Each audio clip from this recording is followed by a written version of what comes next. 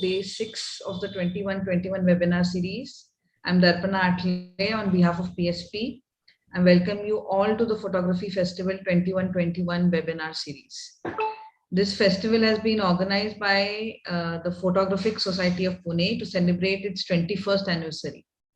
And today, 3 of 21 wonderful speakers are going to be sharing their work and journey with us. I request everyone, please keep your mics off. Videos also off for better streaming and bandwidth. We will take question and answers after each session, after the talk. So please ask your questions in the chat box. For those who have just joined us or who are new to PSP, we are on social media, we are on Facebook, we are on Instagram, we are on YouTube. As an organization which we've completed 21 years, we also conduct a lot of workshops, contests, demos, tours, discussions, and all for our members. So please join us and know more, subscribe to our channels, and keep updated with all the events that we are bringing forward. Without further delay, our first speaker, let me introduce our first speaker, who's an award-winning landscape photographer, Mr. Bhaskar Athavale, an instrumentation engineer now working as a freelancer. Bhaskarji got his photography lessons from his gurus, Mr. Sharad Devre and Mr. Vishwas More. In the journey, he got the opportunity to work with well-known mentors, photographers, including Amit Rane, Yuvraj Gurjar, Pratap Paralkar, Anirudh Sholkar, and etc. Vishwas More sir pursued and pushed him to exhibit his work and participate in competitions, which helped him to brush his photography skills. A passionate photographer, he likes all genres of photography, but nature, landscapes, birds, wildlife, and travel are closer to him. He loves to share whatever little knowledge and experience he has gathered in the past 15 years and is currently connected with Indian Photo Academy, where he also teaches basic photography. He started participating in the international salons from 2014-15, and in this journey, he has received many acknowledgements, few of which I shall read out because the list is very long. His honors at national level honors, he's had FFIP and APSI. International honors are MPSA, EFI AP/B, GPU Aphrodite Crown 3, CMOL, GAPU, honorary CPE, honorary APS. Awards and acceptances in national and international salons are around 2,800 international acceptances in 53 countries. That's fabulous. And received around 170 awards so far. He's received his first international award out of India in 2015 in Ukraine, which was a salon, and he had an honorable mention there. He received his first gold medal outside India in April 2017 in England and got the first prize in Avishkar 2019 and the Best Landscape Award. He also got the Best Landscape Trophy for the year 2019 from PSI. He has been nominated as a jury member in more than 15 to 20 international salons, and Smart Photography has published his work in the November 2016 issue under the Showcase heading. I'll be sharing his Instagram link for details. But for now, welcome Bhaskarji, and I'm really looking forward to your presentation. Please continue. Yeah. Okay, thank you, madam, for the introduction. Am I properly audible? Yes, very much. Okay. Can I share my screen? Yes, please.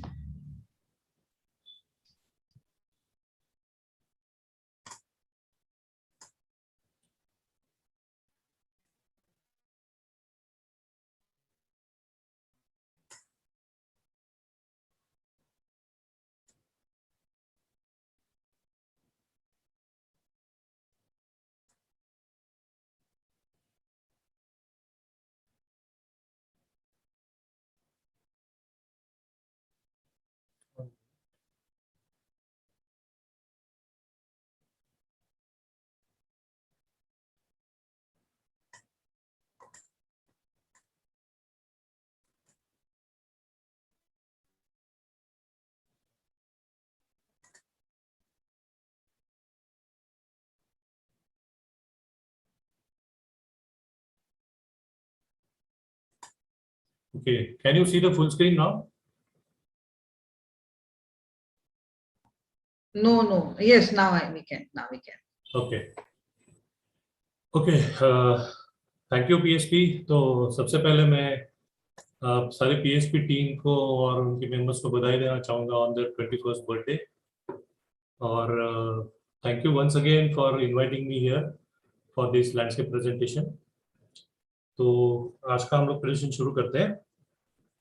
तो basically मेरा presentation मैंने ये ध्यान में रखते हुए कि हमारे पास 40 मिनट है, तो लास्ट के 10 मिनट्स हम लोग क्वेश्चन आंसर्स के लिए रखेंगे, तो आधे घंटे में मैं इसको कवर करूंगा। तो उसको मैंने दो पार्ट में डिवाइड किया है। एक ये कि जो भी नॉर्मली सवाल पूछे जाते हैं तो उसका आंसर्स और उसका थोड़ा टेक्निकलिटीज ऑफ लैंडस्केप के बारे में बात करना चाहूंगा। और उसके बाद will go to the pictures where also will discuss about those pictures as well. Pictures जो मैंने कवर किए हैं आज के लिए they are from different locations, from Iceland है, बाली है, स्कॉटलैंड है, India, Ladakh, Meghalaya, various location से पिक्चर लिए हुए हैं। तो जब हम लोग लैंडस्केप के बारे में बात करते हैं तो हम लोग खुद को पूछना चाहिए what is the definition of landscape. तो लैंडस्केप का डेफिनेशन, सिंपल डेफिनेशन यह है कि जो भी पिक्चर में आपका डिस्टिंक्टिव फोरग्राउंड, मिडग्राउंड और बैकग्राउंड है, वो पिक्चर को हम लोग लैंडस्केप कहते हैं एज अ ब्रॉड डेफिनेशन। तो अभी इसमें ऐसे कुछ लिमिटेशंस नहीं है कि आप ये चीज को आप ले नहीं सकते हो, लैंडस्केप में शूट नहीं कर सकते हो। आपका कुछ भी हो, मतलब माउंटेन्स हो, वैलीज हो, reverse, oceans, beaches, for that matter even building, structures, bridges, कुछ भी ले सकते हो। तो उसको हम लोग कभी कभी नाम देते हैं, जो सी फेस पे फोटोग्राफी होती है उसको हम लोग शायद आजकल सी स्केप कहते हैं। सिटी में जो हम लोग लैंडस्केप करते हैं उसको हम लोग आजकल सिटी स्केप कहते हैं। But everything is falls under the broad heading of landscape. तो हम लोग शुरू करते हैं फर्स्ट स्लाइड से। तो मिनिमम इक्विपमेंट क्या होना चाहिए, तो उसके बारे में थोड़ा मैं बताना चाहूँगा। मैं कैनन यूजर हूँ, नॉट नेसेसरीली आप कोई भी गियर यूज कर सकते हो, निकॉन, कैनन, एनीथिंग। तो फर्स्ट तो ये है कि आपके पास डीएसएलआर होना चाहिए। तो आजकल सभी के पास होता है। फुल फ्रेम बॉडी होगा तो बहुत बढ़िया है, अगर नहीं है फिर भी आप क्रॉप सेंसर पे काम कर सकते हो। Wide angle lenses again from 16 mm to 24 mm, जो भी आप पसंद करते हो वो आप ले सकते हो। Circular polariser is a must. मैं हमेशा पोलराइजर यूज करता हूँ। अभी सबको पता है कि how polariser works. ND filter is also very important, क्योंकि आपको जब काम करना है तो कभी स्लो शटर स्पीड पर्पसली लाना है तो आप वो ला नहीं सकते, because lighting condition doesn't allow you to do so. तो उसके लिए हमको ये एनडी फिल्टर लगा के लाइट पर्पसली कट डाउन करना पड़ेगा और देन आपको स्लो शटर पे काम करना पड़ेगा। तो जनरली 3 स्टॉप, 6 स्टॉप, 10 स्टॉप, ऐसे बहुत सारे वैरायटी के फिल्टर्स मिलते हैं और बहुत सारे मेक्स भी हैं। तो मैं जनरली होया या तो हाइडा मेक के फिल्टर्स यूज करता हूँ। Then cable release is also very important. आप, मैं रिकमेंड करूंगा कि आप हाथ से कभी भी ट्रिगर मत करिए, क्योंकि शेक आने का चांसेस रहता है। तो जब लैंडस्केप फोटोग्राफी करते हैं तो हमको जो ये सारे रीजंस हैं, हम लोग आगे बात करेंगे, ये सारे रीजंस क्या करते हैं कि they will create a shake in your picture. वो सारे रीजंस हमको अवॉइड करने हैं। तो this is one of the reason कि आप हाथ से शूट करना अवॉइड करो। Second thing is sturdy tripod होना जरूरी है, बिकॉज मैंने कई बार देखा है कि लोग हेवी ट्राइपॉड कैरी करना थोड़ा अवॉइड करना चाहते हैं because of weight. That is correct, but then क्या होता है कि कभी कभी साइड पे शूट कर रहे हो तभी काफी विंडी हो जाता है, और विंडी होने से आपके ट्राइपॉड के लेग्स शेक करते हैं, तो उसकी वजह से भी थोड़ा सा शेक आ सकता है पिक्चर में। तो वो भी हमको अवॉइड करना है। Next slide is about camera settings and accessories. तो मैं जनरली रॉ इमेज में काम करता हूँ और देन फोटोशॉप में प्रोसेस करता हूँ। कैमरा कलर प्रोफाइल के बारे में अगर आपको पता है तो then you are free to use whichever colour profile you want to work with. But sRGB, Adobe RGB, pro photo RGB, 8 bit, 16 bit, ये सब में आपको कंफ्यूजन में आप पता नहीं है उसके बारे में, तो उसके पहले बारे में पता करिए। अगर नहीं है तो सिंपल चीज है, sRGB में काम कीजिए, तो आपको कोई दिक्कत नहीं होगी। उसके बाद में आप जाके अलग कोई प्रोफाइल में काम कर सकते हो। Now shooting in which mode, आप मैनुअल मोड पे शूट करो, कोई शटर प्रायोरिटी पे करो, मैं प्रीफर करता हूँ AV mode, that is aperture priority. अभी एपर्चर प्रायोरिटी पे जब काम करता हूँ, इसके लिए कि जब मैं एपर्चर सिलेक्ट करता हूँ तो मुझे shutter speed automatically camera suggest करता है क्या है, तो उसके हिसाब से then मेरा सेटिंग कैसे होना चाहिए, क्या होना चाहिए, उस हिसाब से मैं चेंज करता हूँ। और जनरली क्या होता है, एवी मोड इज प्रिफरेबल इसके लिए है कि आपको अलग अलग शटर पे अगर खेलना है, अलग अलग शटर पे अगर आपको एक्सपेरिमेंट कर रहे हैं, तो AV mode is best. Manual mode पे आपको दोनों सिलेक्ट करने पड़ेंगे। हमेशा आपको लाइट मीटर देना पड़ेगा, उस हिसाब से चेंजेस करते रहने पड़ेंगे। To avoid that AV mode is more preferable. Now bracketing of the image, now ये क्यों जरूरी है, क्योंकि जनरली हम लोग लैंडस्केप जब शूट करते हैं तो जनरली मॉर्निंग और इवनिंग ये दो टाइम जोन है जिसमें ज्यादातर लैंडस्केप फोटोग्राफी होती है। ब्रॉड डेलाइट में भी आप काम कर सकते हो, बट अगर आप ये दो जोन में ज्यादा काम करोगे तो आपके पिक्चर बहुत अच्छे आएंगे, because lighting conditions are favourable at that time. तो यूं होता है कि आप अगर एक ही फ्रेम शूट करते हो तो काफी सारे हाईलाइट्स भी होते हैं उस टाइम पे और काफी सारे शैडो एरियाज भी होते हैं। तो आप एक फ्रेम शूट करोगे तो आप जस्टिफाई नहीं कर पाते हो कि दोनों शैडो एरियाज और हाईलाइट्स के लिए, तो आपको कुछ तो कॉम्प्रोमाइज करना पड़ेगा। तो वो अवॉइड करने के लिए bracketing images is always better. कितने ब्रैकेट कर रहे हैं डिपेंड्स ऑन वो लोकेशन पे कैसे लाइटिंग कंडीशंस है वगैरह देख के फिर आपको एक कॉल लेना पड़ेगा, 3 करने, 5 करने, 7 करने, जो भी करना है। बहुत एक छोटी सी चीज है, जो ट्राइपॉड पे आप जो कैमरा माउंट करते हो, तभी ये मत भूलना कि उसके ऊपर जो आईएस का स्विच है, कैनन में हम लोग उसको आईएस बोलते हैं, निकॉन में हम लोग उसको वीआर बोलते हैं, वाइब्रेशन रिडक्शन या इमेज स्टेबलाइजेशन। तो ये ऑन अगर गलती से रह गया तो आपका इमेज में वो शेक क्रिएट करेगा उल्टा। तो वो अवॉइड करने के लिए आपको ध्यान रखना है कि वो आईएस स्विच ऑफ होना जरूरी है। Now the million dollar question is depth of field. तो डेप्थ ऑफ फील्ड के ऊपर तो सबको डेफिनेशन पता है, what is depth of field. Simple भाषा में बात करेंगे तो शार्पनेस जोन। अभी जब लैंडस्केप शूट करते हैं हम लोग साइड पे जाके, तभी दो सवाल उठते हैं कि मैं फोकस कहाँ करूँ मेरी कंपोज फ्रेम में, और ये कैसे इंश्योर करूँ कि जो भी मैंने कंपोज किया है वो सारा का सारा शार्प आएगा। बिकॉज लैंडस्केप की जब बात करते हैं तो sharpness right from foreground to background सारा पिक्चर शार्प होना होना ही चाहिए, देयर इज नो कॉम्प्रोमाइज। तो ये शार्पनेस के बारे में हमारे दिल में हमेशा एक डाउट रहता है कि मैं जो शूट कर रहा हूँ वो सारा शार्प होगा या नहीं होगा। तो कभी कभी ये होता है कि हम लोग वापस आने के बाद में पीसी पे पिक्चर जब देखते हैं उसको प्रोसेस करने के लिए, तभी पता चलता है कि अरे फोरग्राउंड मेरा थोड़ा सॉफ्ट हो गया, इसका मतलब आपका वो शार्पनेस जोन में नहीं था। तो ये हमेशा क्वेश्चन मार्क बना रहता है कि इसको क्या सोल्यूशन है। तो यार मेनी वेज लोग शूट करते हैं लैंडस्केप में। कई लोग करते हैं कि आप जो लैंडस्केप शूट कर रहे हो उसमें 1/3 के डिस्टेंस के ऊपर आप फोकस करो और बाद में शूट करो। कई लोग ये कहते हैं कि हाइपर फोकल डिस्टेंस उसका कैलकुलेट करो और वो डिस्टेंस पे आप फोकस करो तो आपको मैक्सिमम डेप्थ ऑफ फील्ड मिलेगा। मैं एक सिंपल मेथड यूज करता हूँ, मैं फोकस कहीं भी नहीं करता। मैं मेरा ऑटो मैनुअल स्विच जो है लेंस का वो मैनुअल पे रखता हूँ, मेरा फोकसिंग रिंग इंफिनिटी पे रखता हूँ और शूट करता हूँ। अभी सवाल रह गया how I ensure the sharpness work. तो इसके लिए हम सबको पता है we are all photographers here, aperture जो है वो आपका डेप्थ को अफेक्ट करेगा और साइमल्टेनियसली फोकल लेंथ आल्सो आपका डेप्थ को फोकस अफेक्ट करेगा। तो जब भी आप एपर्चर बढ़ाओगे से फ्रॉम 8 ऑनवर्ड्स टू 11, 13, 14, 16, 18, तो आपका डेप्थ बढ़ेगा कंपैरेटिवली। फोकल लेंथ का एग्जैक्टली वाइस वर्सा। जब आप वाइड एंगल से 16 mm से लेके ऊपर जाओगे 24, 28 mm, 35 mm, 50 mm, तो आपका डेप्थ कम होगा। तभी हम दोनों का ये कॉम्बिनेशन जब यूज करते हैं तभी व्हाट विल द रिजल्ट, तेरा शार्पनेस जोन क्या होगा। तो इसके लिए एक वेरी सिंपल एक्सरसाइज है। जनरली मैं जब शूट करता हूँ तो F8 के नीचे शूट करना अवॉइड करता हूँ और ISO 100 या 200 में काम करता हूँ। cases में I can go up to 400 also, there is no problem, but ये पैरामीटर्स मैं यूज करता हूँ। तो हम लोग ये एग्जांपल लेते हैं कि मेरे पास 1635 का लेंस है और मैं लैंडस्केप शूट करने गया हूँ विथ माय कैनन बॉडी। तो अभी आपको पता है कि F8 से लेके ऊपर मुझे काम करना है, 16 mm रखना है, 18 mm रखना है, that depends upon this side कि आप क्या कंपोजिशन कर रहे हो, वर्टिकल है, हॉरिजॉन्टल है, जो भी आप करना चाहो।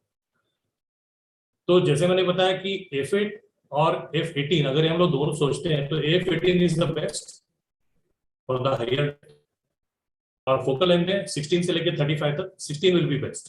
तो जब मैं 18 एपर्चर और 16 फोकल लेंथ पे काम करूंगा तो वो मेरा कॉम्बिनेशन में मुझे मैक्सिमम शार्पनेस जोन मेरा जब मैक्सिमम मिलने वाला है।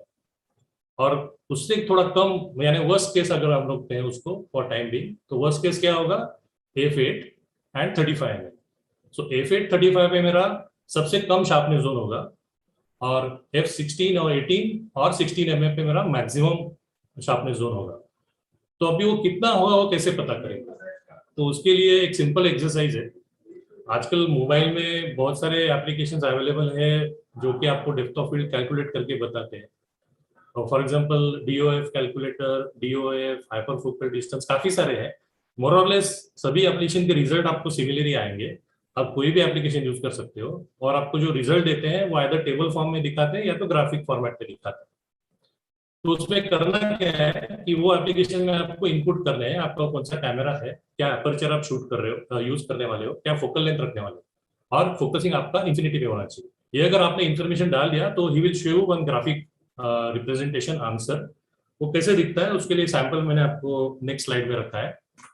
तो ये कुछ इस तरह दिखेगा आपको। तो अगर मैंने ऊपर दिखा है F8 और 16 mm और नीचे रखा है F18 और 16 mm, जैसे हमने बात किया था F18 और 16 mm मेरा बेस्ट कॉम्बिनेशन रहेगा। तो उसमें अगर आप देखेंगे तो बताता क्या है वो कि ये सिंपल कैमरा है, आपके सामने ये पेड़ है और पीछे माउंटेन है। तो this is your infinity, this is your foreground, this is your mid ground. तो ये क्या बता रहा है अभी, 4 फीट से लेके इन्फिनिटी तक मेरा सब कुछ शार्प होगा। ठीक है, ये केस में क्या बता रहा है, आपका 8 फीट से लेके इन्फिनिटी तक सारा शार्प होगा। तो हमको बेस्ट केस का ये रिजल्ट मिल गया कि 4 feet onwards infinity everything is going to be sharp when you are focusing at infinity. अभी सिमिलर अगर हम लोग और एक एग्जांपल ले और एक केस पे इनपुट डालेंगे और अगर वो हमको F8 और 35 mm पे रिजल्ट बताता है, तो ये आपका फोरग्राउंड का जो लाइन है यहाँ से जब डेप्थ वहां से चालू होता है, that line will be somewhere around at 12 to 15 feet. तो इसका मतलब क्या हुआ, best case scenario is from 4 to infinity और worst case scenario from 15 feet to infinity. ये दो फिगर आपको पता है तो आपको अभी शार्पनेस के बारे में कोई भी टेंशन लेने की जरूरत नहीं है। आप साइट पे जाने के बाद पूरा आपका सेटअप लगा लो, जो भी आपको कंपोज करना है आप कंपोज करो। कंपोज करने के बाद आपको ध्यान किस चीज का रखना है कि जो सब्जेक्ट आपके फ्रेम में आप कवर करने वाले हो वो सब्जेक्ट आप जहाँ खड़े हो वहां से कम 12 या 15 फीट दूर होना चाहिए। अगर आपको पता है कि ये ऑब्जेक्ट मेरे 5-6 फीट पे ही है तो आपको फिर 4 वाला ये जोन यूज करना है, तो आपको एपर्चर और फोकल लेंथ वो हिसाब से चेंज करना पड़ेगा। तो आपने वो एक बार 12 या 15 जो भी फिगर है आपने एक बार ध्यान में रख लिया, तो वो फिगर रख के आप कंपोज कीजिए, अलग अलग वर्टिकल, हॉरिजॉन्टल, आपका ऊपर से एंगल, नीचे से एंगल, जो भी आपको काम करना है, and then you concentrate on working on your pictures. Don't bother, वो आपका दिमाग से क्वेश्चन निकाल दो कि मुझे फोकस कहाँ करना है और मेरा शार्प आएगा कि नहीं आएगा। तो ये दो बहुत ही मतलब मिलियन डॉलर क्वेश्चन बोलता हूँ उसको, जो मैंने भी इनिशियली फेस किए थे कि फोकस कहाँ करना है, इज अ बेसिक इशू।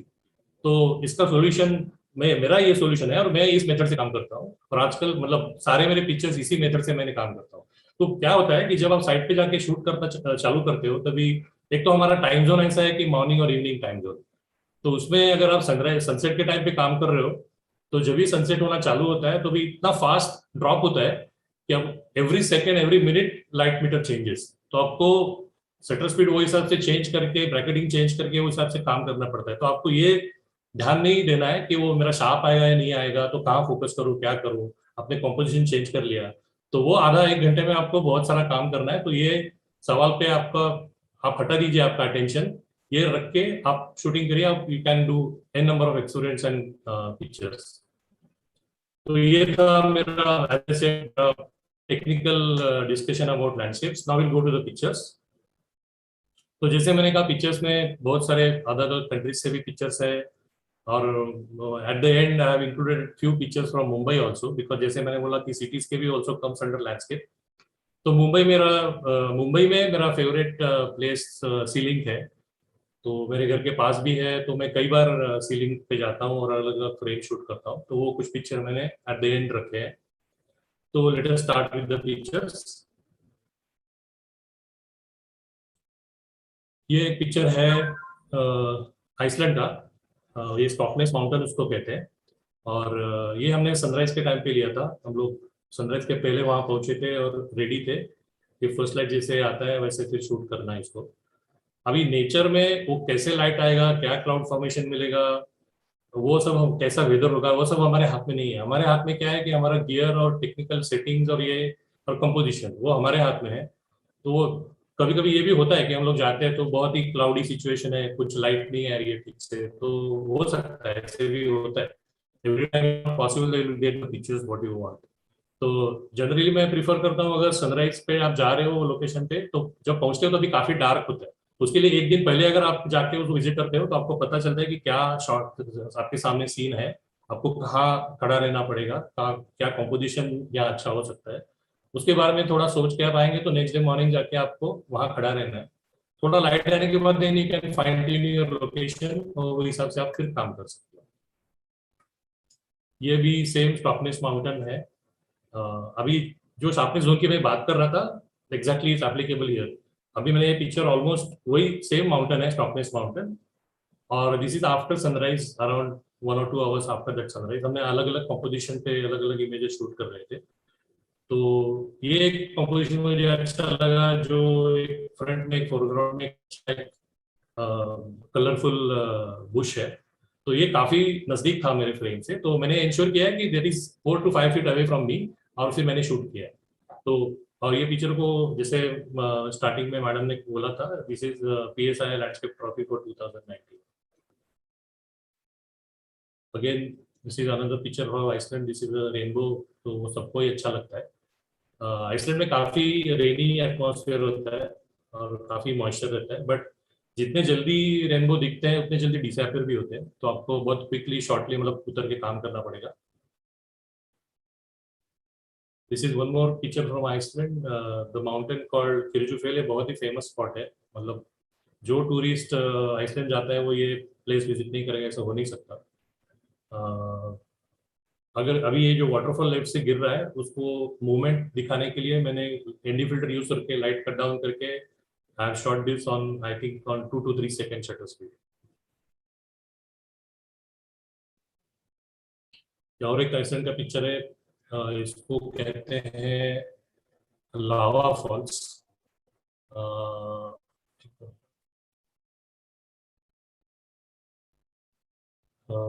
ये बहुत हजारों साल पहले वहां से लावा फ्लो हुआ था, और अभी ये सारा प्रोटेक्टेड लैंड करके उन्होंने आइडेंटिफाई किया है। तो there is one water stream flowing through that land, or now years, hundreds of years, then the water is seeping out from the gaps in that particular, that has become a lot of porousness in that land, so बहुत brittle हो गया है, तो वहाँ पे जाना allowed नहीं है। तो वो पानी वहां से निकल के इस तरफ की मेन स्ट्रीम में गिरता है तो एक वाटरफॉल क्रिएट होता है। और ये उनका विंटर सीजन चालू होने के पहले ये बुशेस जो है सारे उनके कलर चेंज होते हैं, right from green to yellow and from yellow to orange, and then पूरे पत्ते गिर जाते हैं।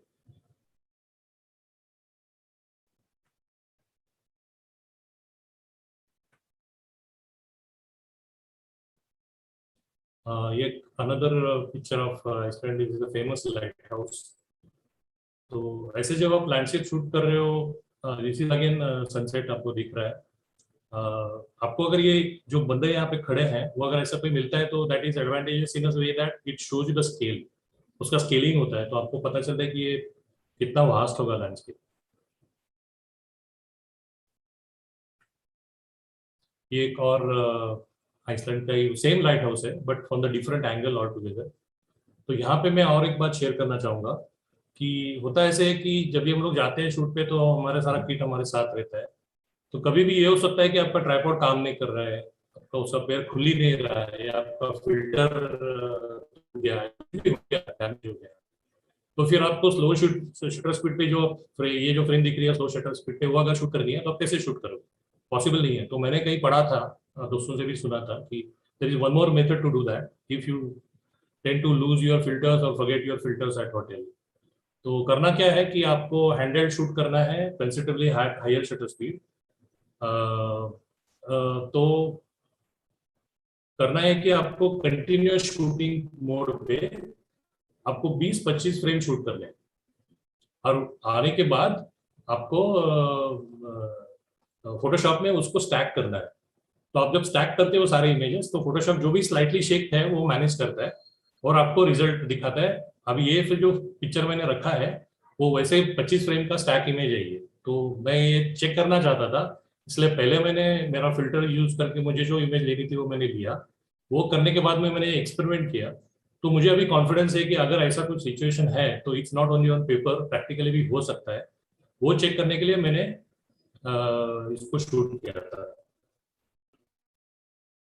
25 फ्रेम स्टैक करके इमेज मैंने आज इसके लिए इंक्लूड किया। Again this is on the way, हम लोग शायद वापस लाइट हाउस की तरफ जा रहे थे, तभी ऑन द वे जैसे मैंने बोला weather of the Iceland is very unpredictable, कभी भी वो बारिश चालू हो जाती है। तो इवनिंग का golden light is falling on the this house and पीछे सारा black rainy clouds are gathering. अभी ये थोड़े पिक्चर्स बाली के हैं। This is again Atuh beach in Bali, again this is sunrise shot. तो हम लोग ऑलमोस्ट सनराइज के पहले ब्लू आवर में वहां जाके रेडी थे फॉर द शूट। तो जैसे ही फर्स्ट लाइट आना चालू हुआ तभी हमने शूट लिया है। ये ऑलमोस्ट अभी पानी आप देखोगे तो almost it look like smooth surface, green and blue. तो ये शायद मैंने ऑलमोस्ट आई थिंक 100 सेकेंड यानी अराउंड 2 मिनट्स का एक्सपोजर पे शूट किया है। This is again one more beach from Bali, this is called as Tanah Lot temple beach. क्योंकि यहाँ जो रॉक, ये जो रॉक फॉर्मेशन है उसके टॉप में यहाँ पे उनका एक बहुत पुराना मंदिर है, तो काफी सारे डिवोटीज पर्टिकुलर डेज में आते हैं वहाँ पर मिलने, आई मीन दर्शन करने को। तो ये वहाँ से नीचे उतर के एक रास्ता है, वो छोटा बीच है नीचे, तो very isolated beach, no tourist will be there because somebody wants to get down from those rock boulders। तो ये इस टाइप के जो वेवफॉर्म्स या जो टेक्सचर्स वगैरह करने हैं अगर आपको, तो आपको जनरली 1 सेकंड से लेके 115 शटर, ये जो शटर स्पीड्स का वेरिएशन है उसमें आपको ट्रायल एरर करके शूट करना पड़ेगा, बिकॉज वेव का स्पीड क्या है, आप कहाँ खड़े हैं, वो सब मैटर करता है। तो आपको थोड़े ट्रायल एरर करके फ्रेम शूट करने पड़ेंगे, और फिर आप ये जो आपको इंटेंडेड दिमाग में इमेज है वो आप ले सकते हो। ये और एक बाली का ही एक बीच है, उसको ब्रोकन बीच कहते हैं। This is again the naturally जो वाटर का इरोजन से वो बीच का आर्क जो दिख रहा है उसकी वजह से बहुत सालों से ये इरोजन होके वो बना है।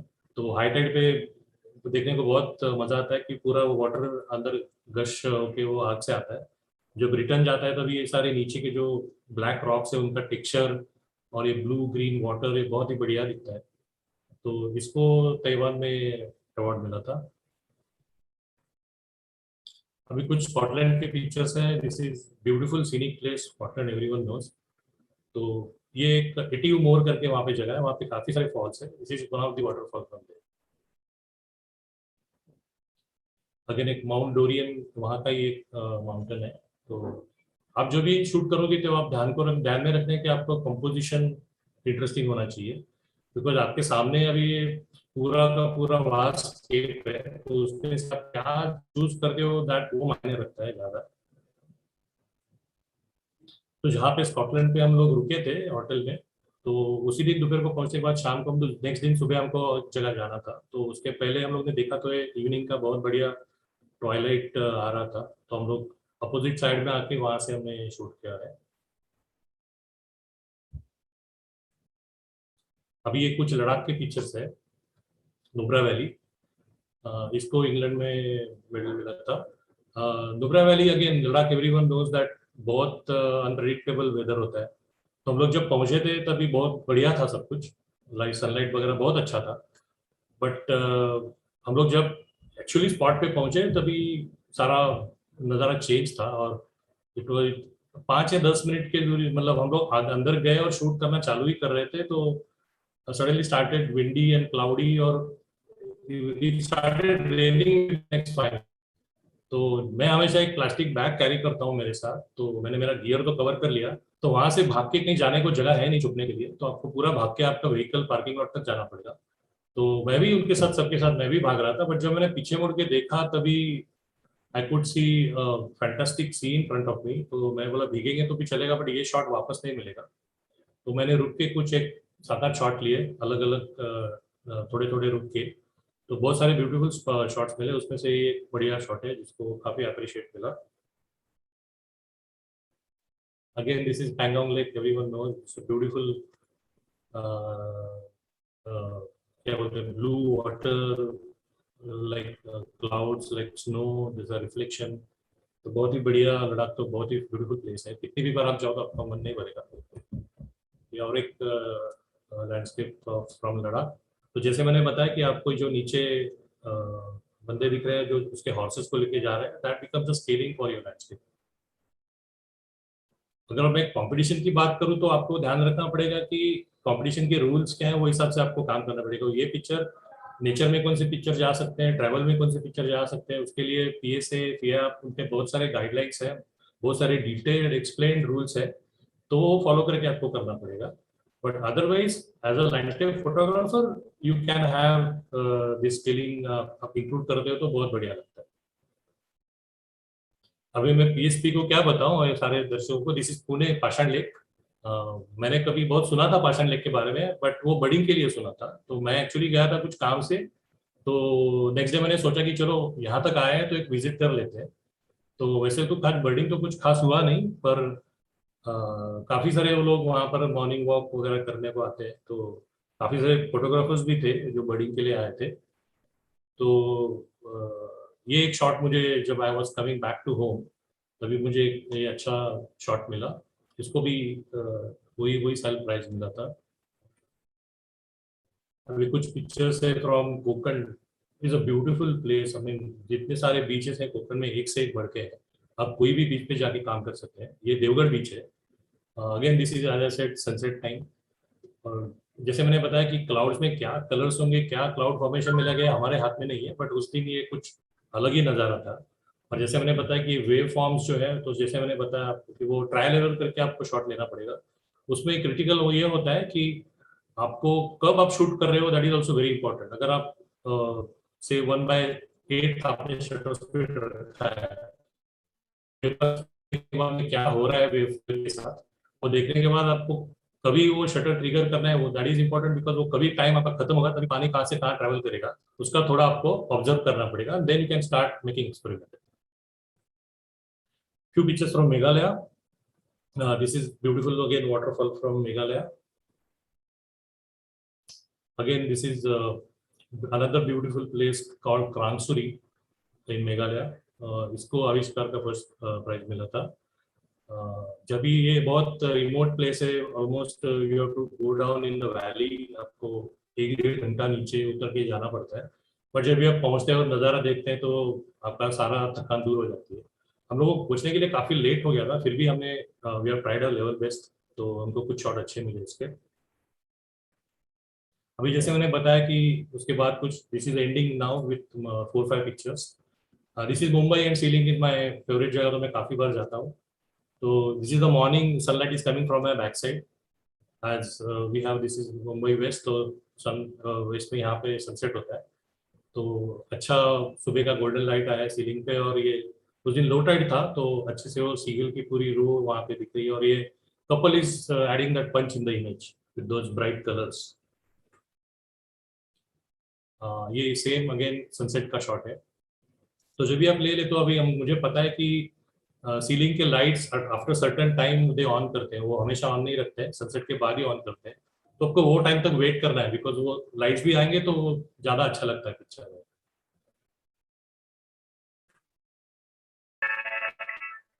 ये भी एक सीलिंग का पिक्चर है। ये अगेन मेरा, मेरे ख्याल से 80-100 सेकेंड्स पे एक्सपोजर लिया है। उस दिन भी लो टाइड तो पानी काफ़ी स्टेडी था, और सनसेट के बाद में आधा पौना घंटा तक आपको स्काई में लाइफ रहता है। लाइफ रहता है इसका मतलब ये है कि वो पूरा ब्लैक नहीं हो जाता, तो थोड़ा उसमें लाइफ रहता है। तो आप जब लॉन्ग एक्सपोजर करते हो तो आपका थोड़ा लाइफ मिलता है। उस दिन कोई कुछ भी क्लाउड नहीं थे, तो वो अच्छा से ब्लू स्काई मिला है। और ये कुछ उस दिन कुछ स्पेशल डे था, तो सीलिंग को जनरली वो कुछ डेज को लाइटिंग करते हैं, तो उस दिन मेरे ख्याल से कुछ कैंसर अवेयरनेस डे था, तो उन्होंने वो पिंक लाइटिंग किया था उसको। Again this is from the another end of ceiling from Koliwada side.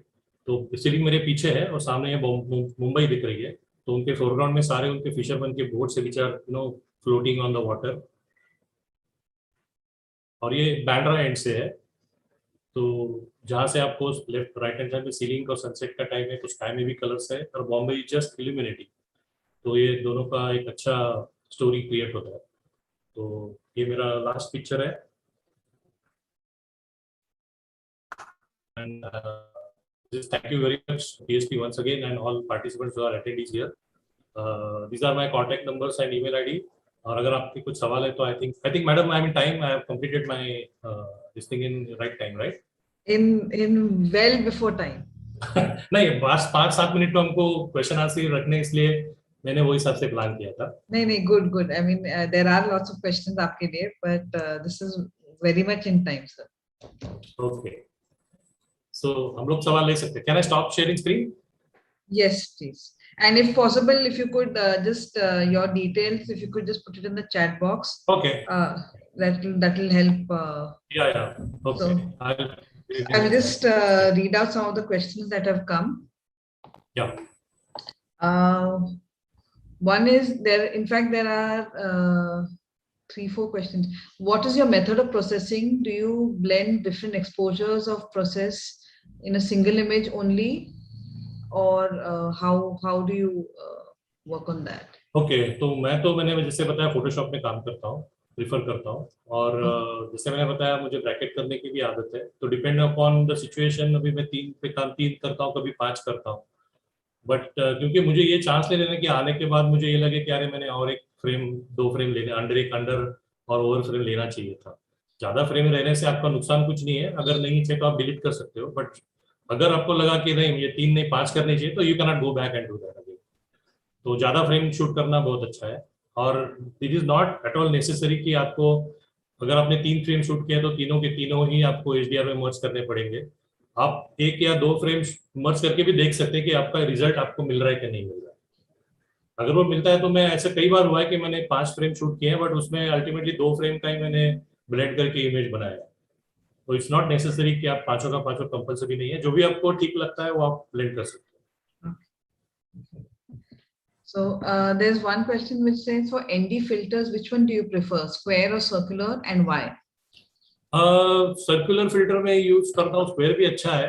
Square filter use करने का एक थोड़ा, उसको हैंडल करने का थोड़ा बहुत डेलिकेट है। उसका एक ब्रैकेट आता है जो आपका लेंस के ऊपर स्क्रू होता है, और उसमें आपको फिर वो स्क्वायर वाला फिल्टर इंसर्ट करना पड़ेगा, वो भी बहुत डेलिकेट है।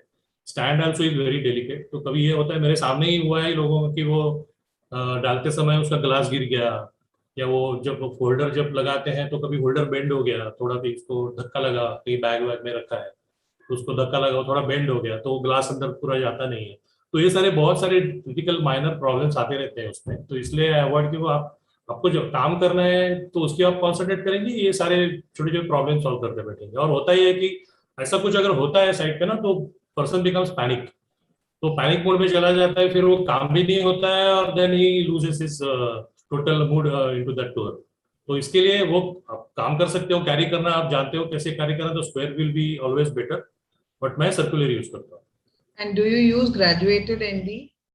नहीं, मैं ग्रेजुएट ND यूज नहीं करता हूँ, जो भी करना है मैं फोटोशॉप में करता हूँ। Okay. There's one question that you have a very dramatic sky in some of your photos. Yes. So is that natural or is that post processing? No, पहले तो आपको शूट करते टाइम आपका कुछ होना चाहिए, फिर आप प्रोसेसिंग करके उसको एनहांस कर सकते हो।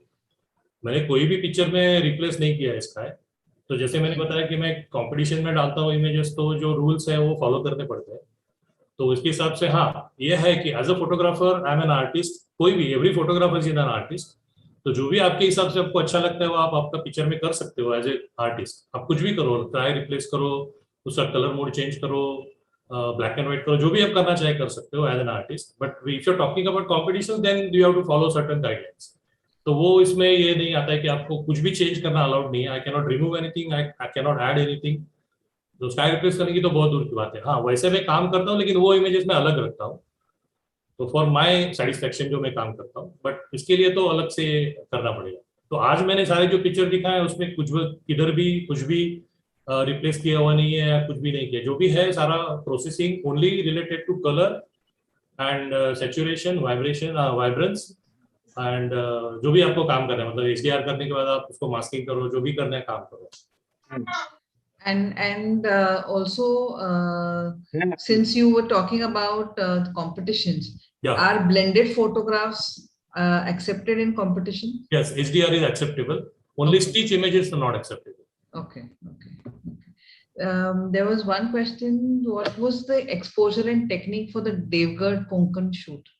Okay, so I have to find out. 1 minute. Yes, please. What do you want the Devgarh picture के लिए क्या? The Devgarh and Konkan, what was the Yeah. exposure and technique for that? Okay, 1 minute. And the similar question has been asked even for the lighthouse shot. Okay, 1 minute.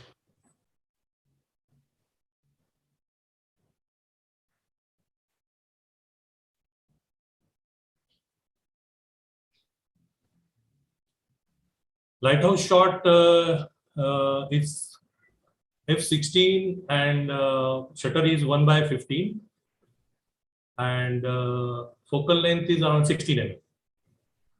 और देवगढ़ बीच का जो shot है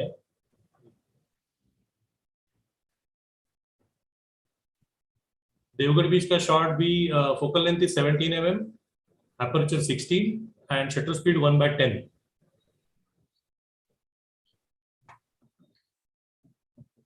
So let me see. Are there any? So there's one question they're saying, sir, tell about software for using depth of field. जैसे मैंने बताया कि ये बहुत सारे एप्लीकेशंस आजकल मोबाइल पे अवेलेबल है, बहुत सारे नाम से हैं. डीओ आप डालेंगे उधर डेप्थ ऑफ फील्ड डालेंगे तो आपको बहुत सारे एप्लीकेशन मिलेंगे. आप कोई भी डाउनलोड कर सकते हो बिकॉज मोर और लेस सारे के रिजल्ट सिमिलर ही आते हैं. ये पर्टिकुलर मैंने जो दिखा है वो एप्लीकेशन है, उसका नाम मेरे ख्याल से हाइपर फोकल है. तो वो आप डाउनलोड करिए और उसमें आपको सभी जगह में आपको ये 3 इनपुट तो डालने ही पड़ेंगे, अदरवाइज वो कैलकुलेट कैसे करेगा. उसको पता होना चाहिए क्या अपर्चर क्या फोकल लेंथ है और आपका इंफिनिटी पे फोकसिंग है. तो ये दोनों का कॉम्बिनेशन में आपको वो बताएगा, वो टेबल फॉर्म में बताएगा या तो ये ग्राफिक फॉर्म में. हाइपर फोकल में ग्राफिक फॉर्म में दिखता है. तो आपको इजीली अंडरस्टैंडिंग के लिए मैंने वो आज स्लाइड यूज किया था. बिकॉज शार्पनेस के लिए कोई कॉम्प्रोमाइज नहीं है लैंडस्केप में. अगर आपने कितना भी मेहनत किया है, बहुत अच्छा लोकेशन है, बहुत अच्छा आपने काम किया है, प्रोसेस किया है, बट अगर उसमें फोरग्राउंड में अगर कुछ थोड़ा सॉफ्ट हो गया तो देन पिक्चर इज आउट है. तो sharpness is very very critical. तो उस पर तो कॉम्प्रोमाइज होना ही नहीं. इसके लिए sharpness zone is very important. तो उसके लिए हमेशा सवाल पूछा जाता है कि आप फोकस कहाँ करते हो सर. मैं बोला फोकस में करता ही नहीं. तो फोकसिंग रिंग इन्फिनिटी पे रखो और काम करो. तो आपके दिमाग से निकाल दो कि मुझे फोकस कहाँ करना है और मेरा शार्प आएगा कि नहीं. ये आपने एक बार एक्सरसाइज कर लिया. तो मैं हमेशा बोलता हूँ कि नो योर इक्विपमेंट वेल. तो आप क्या लेंस यूज कर रहे हो, क्या बॉडी यूज कर रहे हो, कैसे परफॉर्मेंस दे रही है आपको, उसका आपको इन एंड आउट पता होना चाहिए. फॉर एग्जाम्पल बहुत सारे लोगों को मैंने देखा है कि जब साइट पे काम कर रहे हैं उनको ब्रैकेटिंग का भी चेंज करना है तो मेनू में ढूंढते रहते हैं कि कहाँ ब्रैकेट का मेनू है. तो उसमें उनके 10 मिनट चले जाते हैं कि ब्रैकेट का मेनू ढूंढने में. तो देन सनसेट पे आप काम कर रहे हो तो टाइम गया. तो आपको आपका इक्विपमेंट बहुत अच्छे से पता होना चाहिए बिकॉज डार्क होने के बाद में होता है ना कि दिखता भी नहीं आपको डिस्प्ले में क्या है. तो आपको आपके बटन्स कहाँ है वो आपको ऑफ एंड पता होने चाहिए कहाँ पे क्या है. Right. So just a non-technical question. हाँ बोलिए. Which has been your favorite, like in terms of actual shoot, or is there any experience or any memory that you hold really close?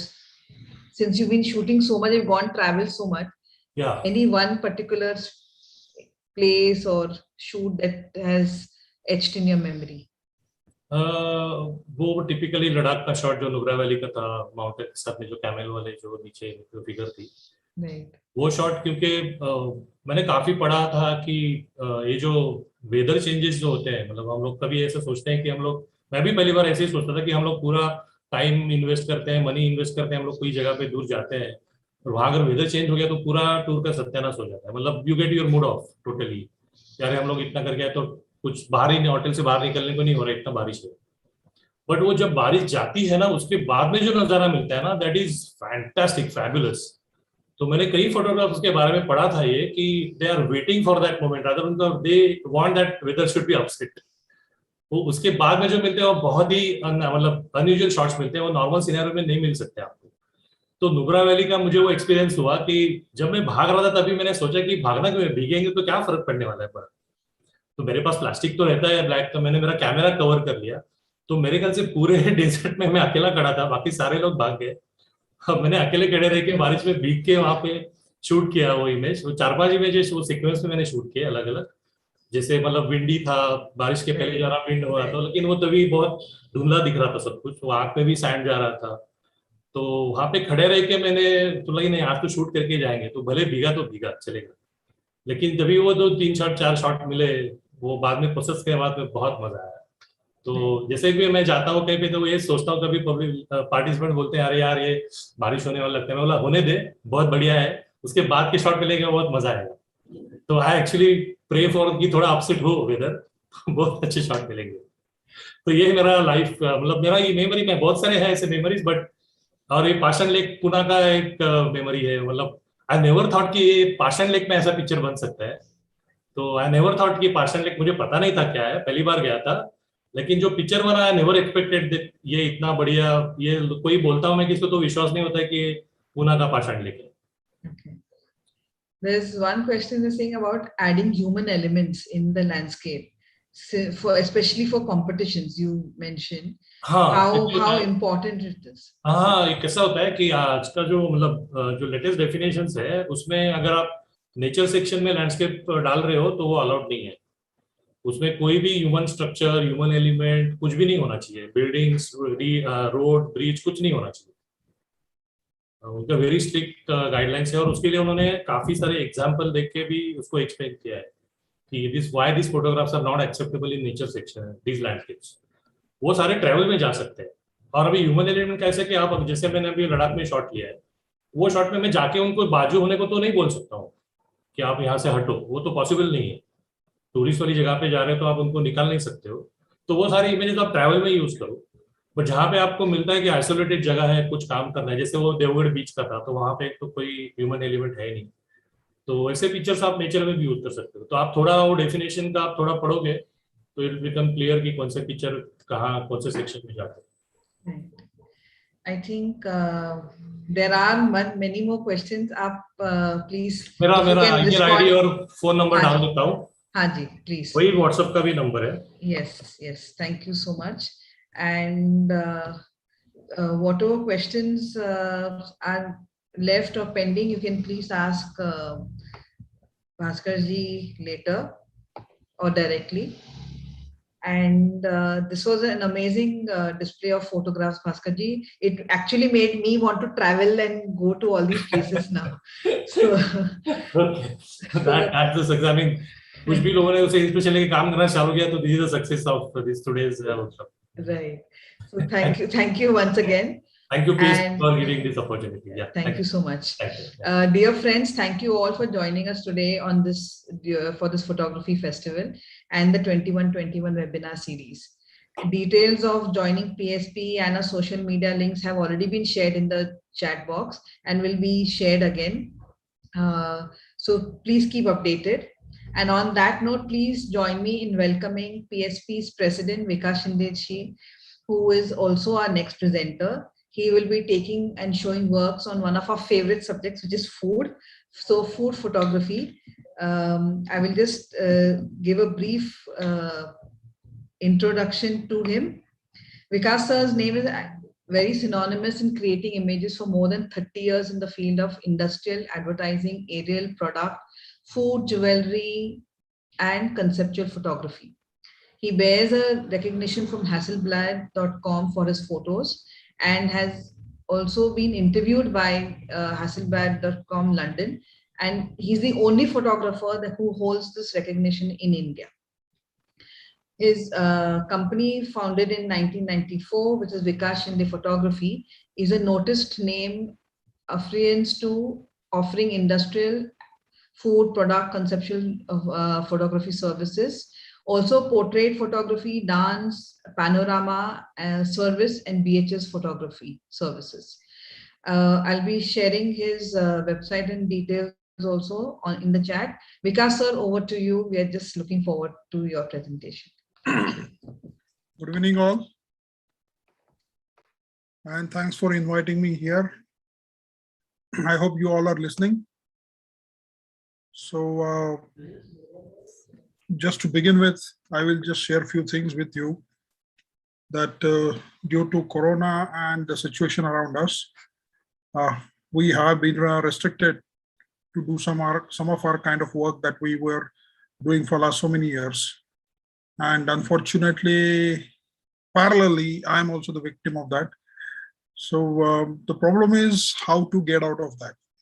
So the only industry at this moment flourishing is food industry. And believe me, I'm getting a lot of work, a lot of assignments in the area of food photography, packaging photography, and lots of food items. Those I'm shooting almost every day and continuously. For example, if I'm shooting laddu, the laddus are shot for 5-6 clients, and they're continuously in the market, and everybody's making same type of laddus, and everybody thinks they are the best.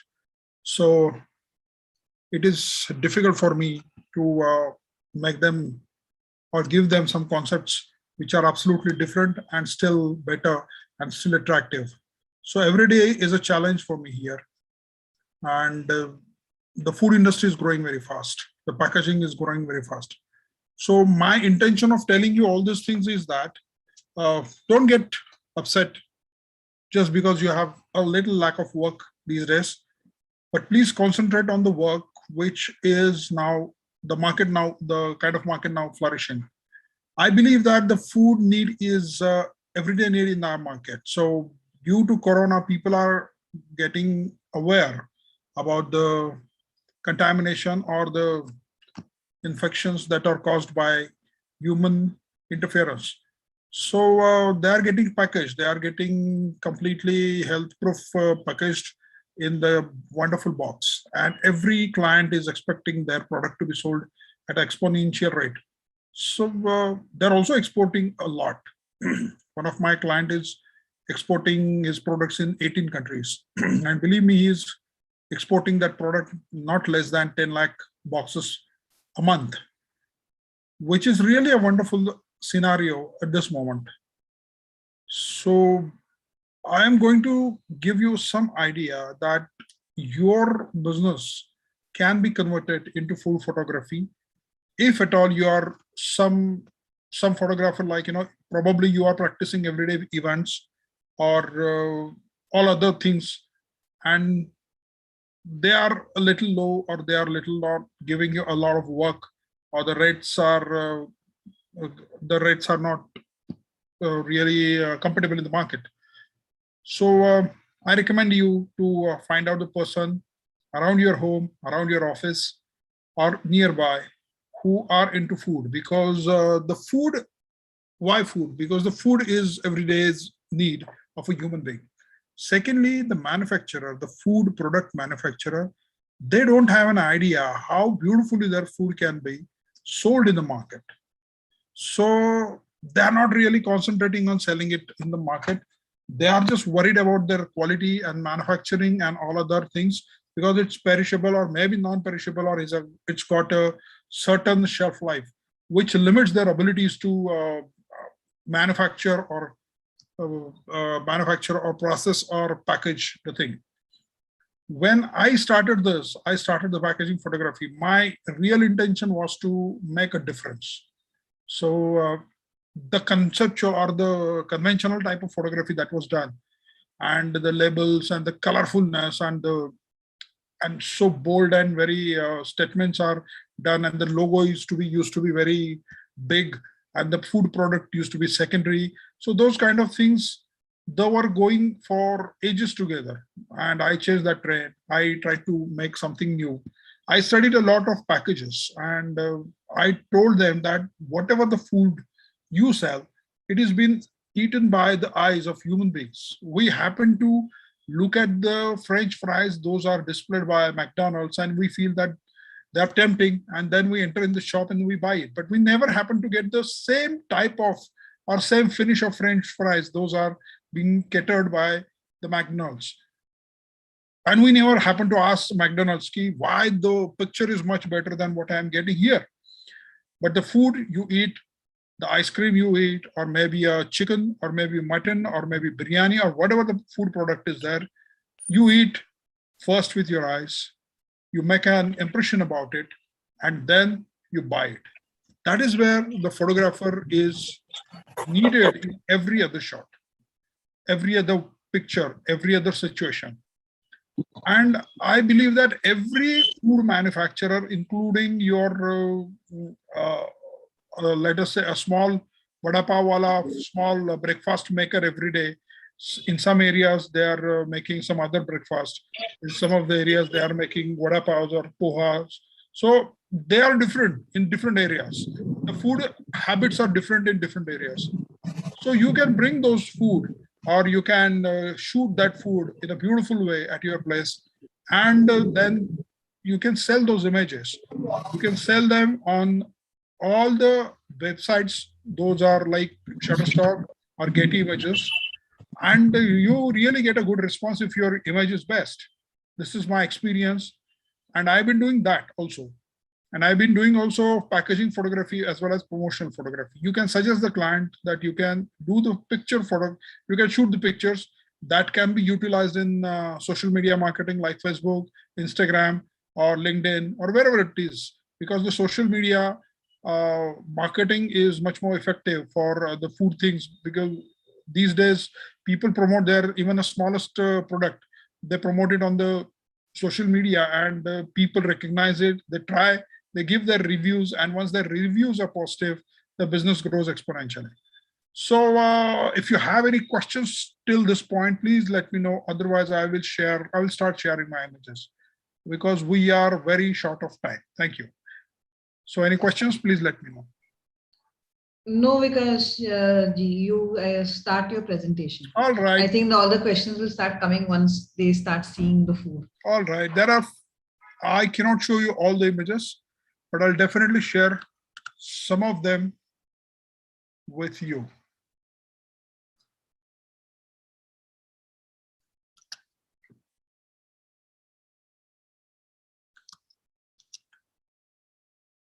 Share screen. There it is. This is the conceptual photograph which I've done for myself. This is a billiards ball or snooker ball. And on the top of it, I placed a small cherry tomato with a small leaf of coriander and shot it on its cue stick with pasta below it. This is one of my favorite shot. Then usually we happen to see a lot of pani puri walas where the packaging is done. These days, the packaging for pani puris, it's intact. They have number of pani puris and all other ingredients packed in dehydrated way. So just add a water, hydrate it, and then you can use a pani puri. This is how I have done the packaging for a pani puri. This was only for puris. The package is only for puris. So I just placed some of the puris and shot it. Then very simple products like dhokla, they need to be packaged properly. So I bring the dhokla, then every rai is placed very nicely. Every coriander leaf is very placed strategically. Then you have a chutney as well as the imli chutney with it. This is a very common product. Every corner you will see a idli wala, dosa wala, or uttappa wala, which is a very easy image to create. But believe me, this image takes a hell lot of efforts, because the idli has to be absolutely round. It should have a absolutely perfect texture and the whiteness. So it should be cooked very nicely. So some of the ideas of cooking this type of idli is adding a little bit of Eno, which we happen to drink when we have a tummy upset. Just add it into it and then just execute the shoot, and you will have a wonderful texture on the idlis. This is a gud patti, which is a very local product, which is made out of gud and peanuts. And just because to show it's more interesting, I made a caramelized grid behind it, which is placed, and try to make it a little attractive. Otherwise, it's absolutely very simple. This is gulab jamun. Usually the gulab jamuns are stacked and they show a lot of quantity. But I took an individual gulab jamun and went very close to the product, try to show it more juicy, and the background also created of the gulab jamun in other spoons, a little bit of ribbon, and maybe a little smallest peel buds. This is a petha. Usually it is very famous in Delhi and other areas. So I try to shoot its transparency and the color. which was used for packaging and export. This is typically a kanda lasoon masala, that is a pyaz or lasoon uska jo masala hota hai, that is there. And usually people show the masala powder, and I started showing the ingredients because you say masala, but people don't know what masala is made of. Does it really have these type of spices in it? So the women, when they see these type of labels, they simply ask the owner or the shopkeeper, does it contain all these things? And when the shopkeeper says, yes, madam, it is made with all these spices, the lady, without thinking anything, she simply buys it and pays the person, because the taste is created by these ingredients of that masala. And secondly, this type of products which are generally, people eat that product. So I try to show the ingredients just placed around. So people should get an idea in the image itself that it's made of rice and all other dal and things. So they feel, this must be healthy, this must be good product. And these are some of the images I made for mango pickle with its spices. So only a small chili and a mango is shown for a proportion in the package, on the package, and the name and all other blah, blah, blah details are placed. The same way I've also done this. The Javas chutney, which is called, I placed a routine container in which all these chutneys are stored in Maharashtra or all over the country. And a simple chutney for the spiciness of the chutney, I just placed a chili, which is, in a style of as if she's resting on the bowl and saying, okay, no matter how Java says, but I'm the one who's making it tasty. So this is the label actually made for that product. Here the kala masala kind of masala was there, and it was made for non-veg dishes. So I add chicken legs and masala besides. So just to show the color and the spiciness of the product, I placed its ingredients in a smaller quantity. Then some masalas are made for only vegetarians, and the vegetarian taste for the entire country is different. Some people like chana masala and some like the Punjabi food. So I try to make it can be used in both ways. So placed both the dishes and the masala and few ingredients. Then this image was done for the jawar flakes, out of which they made this chivda. And we suggested that you should have this healthy chivda during when you have your tea time, or maybe in the morning as a breakfast. The raw jawar flakes is kept, which is out of focus because they're not very beautiful. They're not very good looking. Only these are looking good because they are processed and has a color red and yellows. This is a concept shot which I have done for myself. These onions we used in one of the shots. So I felt that it's like, a little bit of spicy thing which can add up a little beauty to when you are drinking something. So this drink on the right hand side is made out of a tea water. Artificial ice is placed into it, and just a beautiful glass is placed, out of which those onions are falling out. And it made it little interesting. This shot was done, this is a single shot, there is no image manipulation in this image. I have placed two glass, one on each other, and while taking the shot, the ice cube was dropped in the upper glass, and the lower glass with the help of spoon, I just moved that liquid and then we clicked. So this is one of the good shot. It has not been manipulated at all on computer, like, pasting the glass onto the glass. It's as it is. This is the shot which I have again done for concept work to show my clients that to what extent I can manipulate. This is a necklace made out of egg yolks, and believe me, it's a very difficult thing because handling egg yolk is a lot of a difficult thing. A little light change has created more drama into it.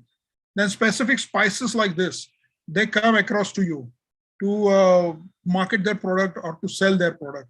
Specific chutneys like this, they come to you. So you have to create an idea to make a difference. You don't have to, the image should speak for itself. If a lady is looking at the package from the distance of almost 10 feet or away, she could able to make out without even reading the brand and the brand name and the details about the contents that, okay, this is what I want. If she comes closer to the product and picks it up, and if she likes the image, and believe me, she's going to buy it. Once she buys it, you are successful. Or your one image is successful in attracting the customer. And that is what is required. And these are a few shots made for pickles, then tomato sauce. Vikasji, go a little slow. All right. No, I have more to show. Don't worry. Okay, fine. So there is one more folder. So I'm trying to cover lots of things so that people should have an spectrum more than that. All right. So I'll take a halt. I'll stop here, and I am again with the different folder. I'll join you again. Just give me a moment.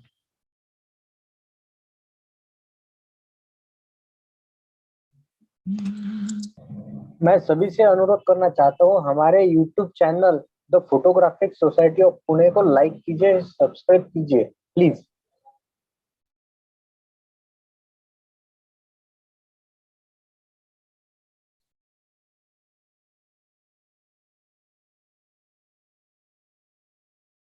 Hold on, please. I'm just trying to.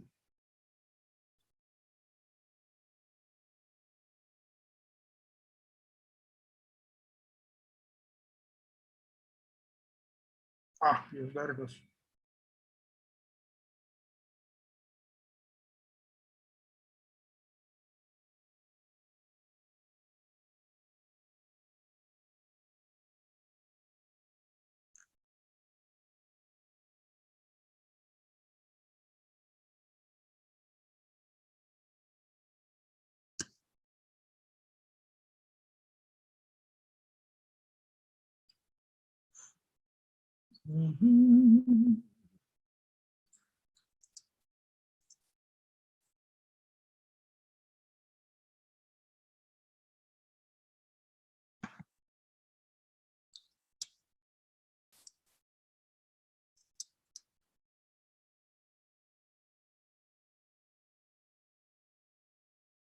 Okay, back again. Thanks for waiting.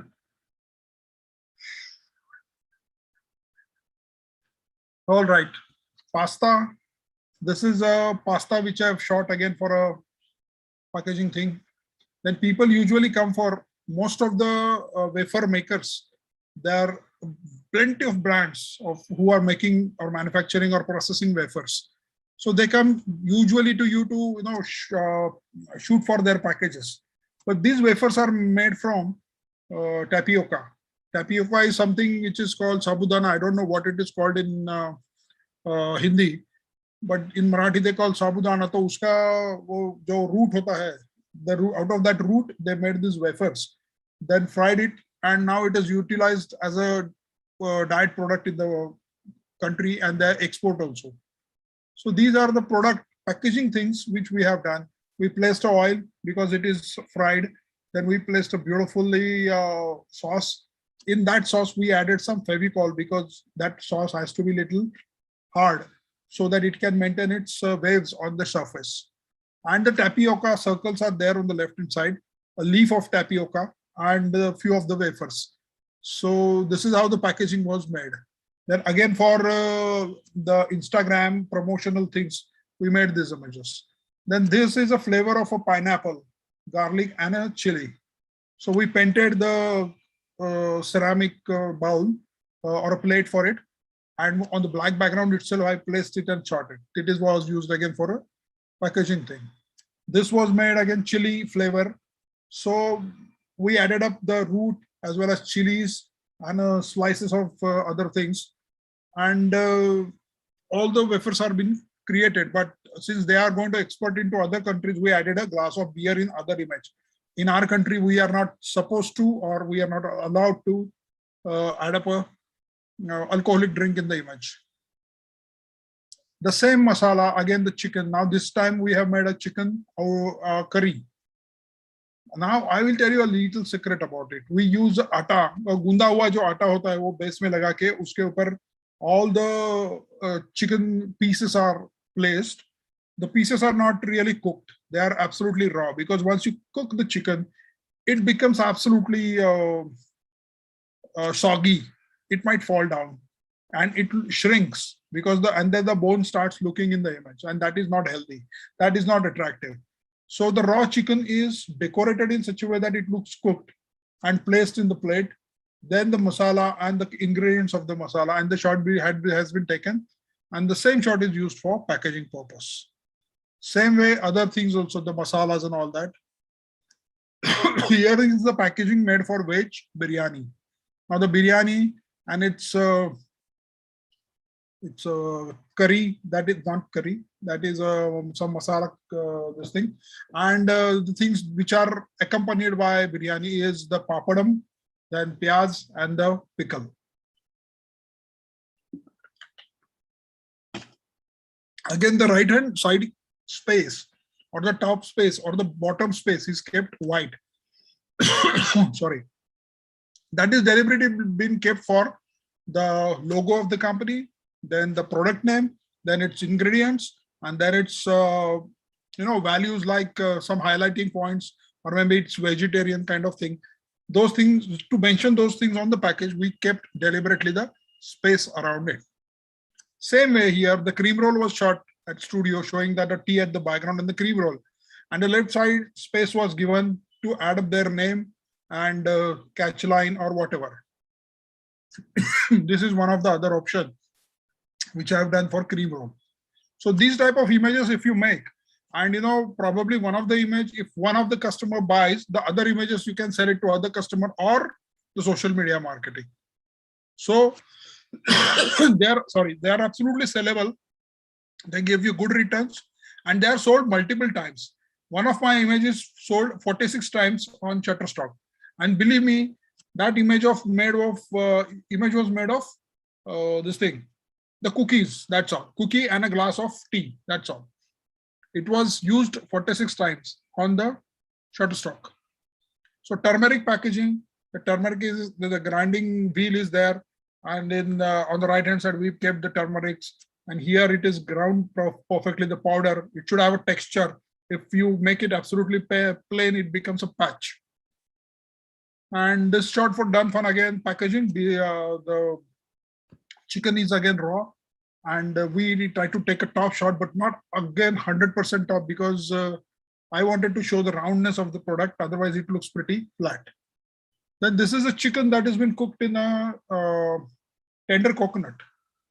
So I had to bring the sand of the sea sand, then place the containers on a sand, then bring the coconut leaf and this raw coconut just on the background. And I put a separate light to highlight the inside of that coconut and the product. So it shows it's made out of tender coconut. There is a packaging for entirely, the ingredients of all. You have both the chutneys, then pani puri and the farsan and every other things which is made out of imli. And this was printed on the top hand side space was the name, brand name and logos. Same here. I made a bhel packaging. Recently I had been shooting for bhel, almost 7 to 8 bhel packagings I've done. And every time they are different. I'm sorry, I cannot show you all of them, but this is one of them. So ingredients are lying back. This time I have done it other way around. Usually I am doing it the foreground. In the foreground, I'm putting all the ingredients, but this time I put it on the background. So people should feel that these all things are being included, and only a small quantity of imli chutney has been added to it to show, because left side is completely dry bhel and the right side is not dry, but the added one of the chutney. This was the shot I had to do at least 6 times with the tandoor chicken, because the client was so cautious and so keen about getting all the perfect lines, and that has been perfectly burnt, and their edges and their depth and their type of cuts that we are making on the top of the surface. The client was pretty keen about it. So every time when we shoot it, he used to find, ye side pe thoda reh gaya, wo side pe. So we had to shoot plenty of time, and only that much time we had to bring fresh chicken, then cut it according to his logic, and then again burn the edges artificially, and then place it, then paint it, and then shoot it. So this is how I have done. Just check the differences that has been made in the image. very few differences are there, but individually age, suppose the age here has to be burnt, then I have to be very careful, burning it, because if I burn it and the other area also get burnt, then I have to redo the entire thing, because this sharpness has to be there. It happens only in the oven. So be careful. Then make a green chutney. I made this green chutney, just looks green, and which is made out of palak. I ground the palak in the mixer and kept it. And it looks a green chutney. Then this tomatoes also I have to get fresh and then cut it in a such a way that those tomatoes are so small that you cut a little broad cut would also spoil its beauty. So I have to be very careful. Then also I have shot some of the bakery products like this. Usually the bakery products, they keep in a very boring manner, and I tried to change the concept completely. In this case, I spoke to the owner and told him to undercook the product, because once the product is absolutely perfectly cooked, it becomes so delicate that even a small jerk or small vibration would break its surface. So I told him that if you are cooking it for 20 minutes, please stop cooking at 15 minutes and give it to me. Then he said it won't be eatable. I said, I'm not going to eat that, but I need the finish has to be perfect. Otherwise, I won't be able to handle that. Every time I used to touch that curry and it used to break down in pieces, and then we have to clean everything. So that should not happen. And then he did it. But then he again took back these products and cooked it again for next 10 minutes and then used it. So it was not wasted this time. Same way, the curries are kept in a different way. Then this flower, then the violet background has to be created with the bougainvillea flowers. Then this was done for curry. We all eat curry. We all have enjoyed curries. But if you keenly see the surfaces of curry, they look brown, but this is not completely cooked. This is not perfectly ready. The same way here. I tried to make it this Instagram image. This was used for packaging. Right hand side, all the logos has been done.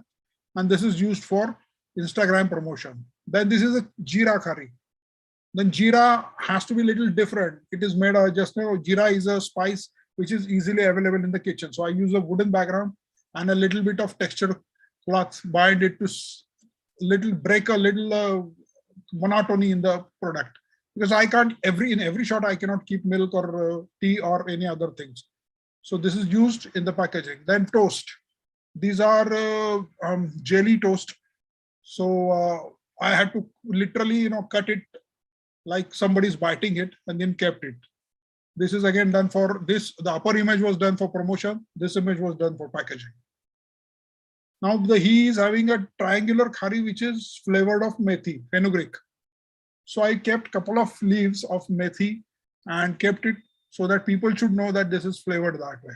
This was not really a very attractive product, and it was made out of pure butter. It was very tasty though, but the appearance was not very finished like all other products like this. It doesn't have a perfect shape, or you can say, sorry, I gone far. So I had to decorate other things. I had to put up a flowers there. Then I had to cut the butter in such a way that it looks too attractive, and then shoot it and made the packaging. Here it's a farsand, everybody knows it. So different backgrounds, different farsand, different locations, different styles, and believe me, it's going to sell. If not here, then definitely on the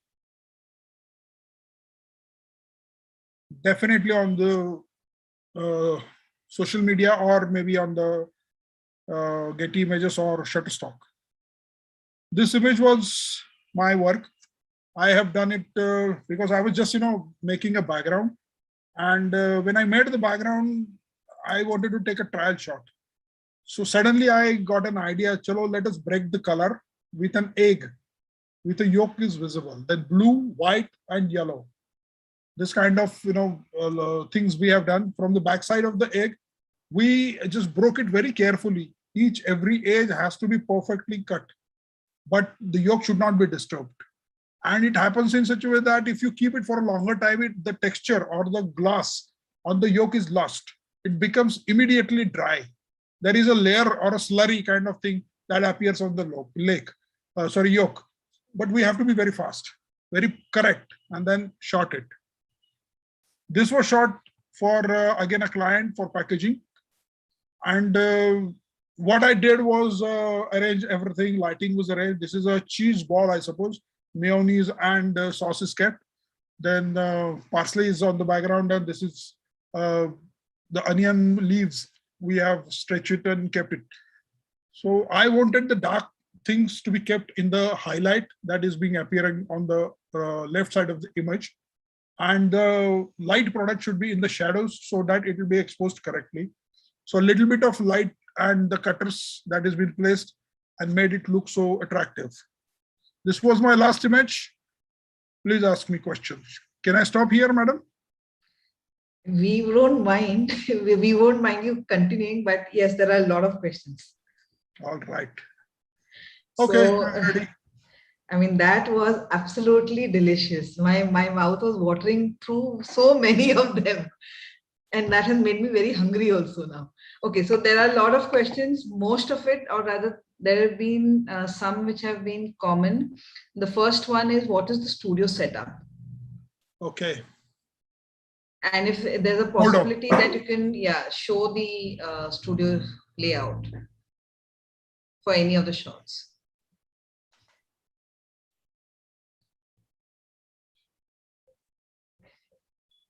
All right. I'm just rotating my laptop towards the things. Not very attractive. This is my camera. This is a digital bag, a viewfinder, and a camera. And these are some of the lights you can see on the background.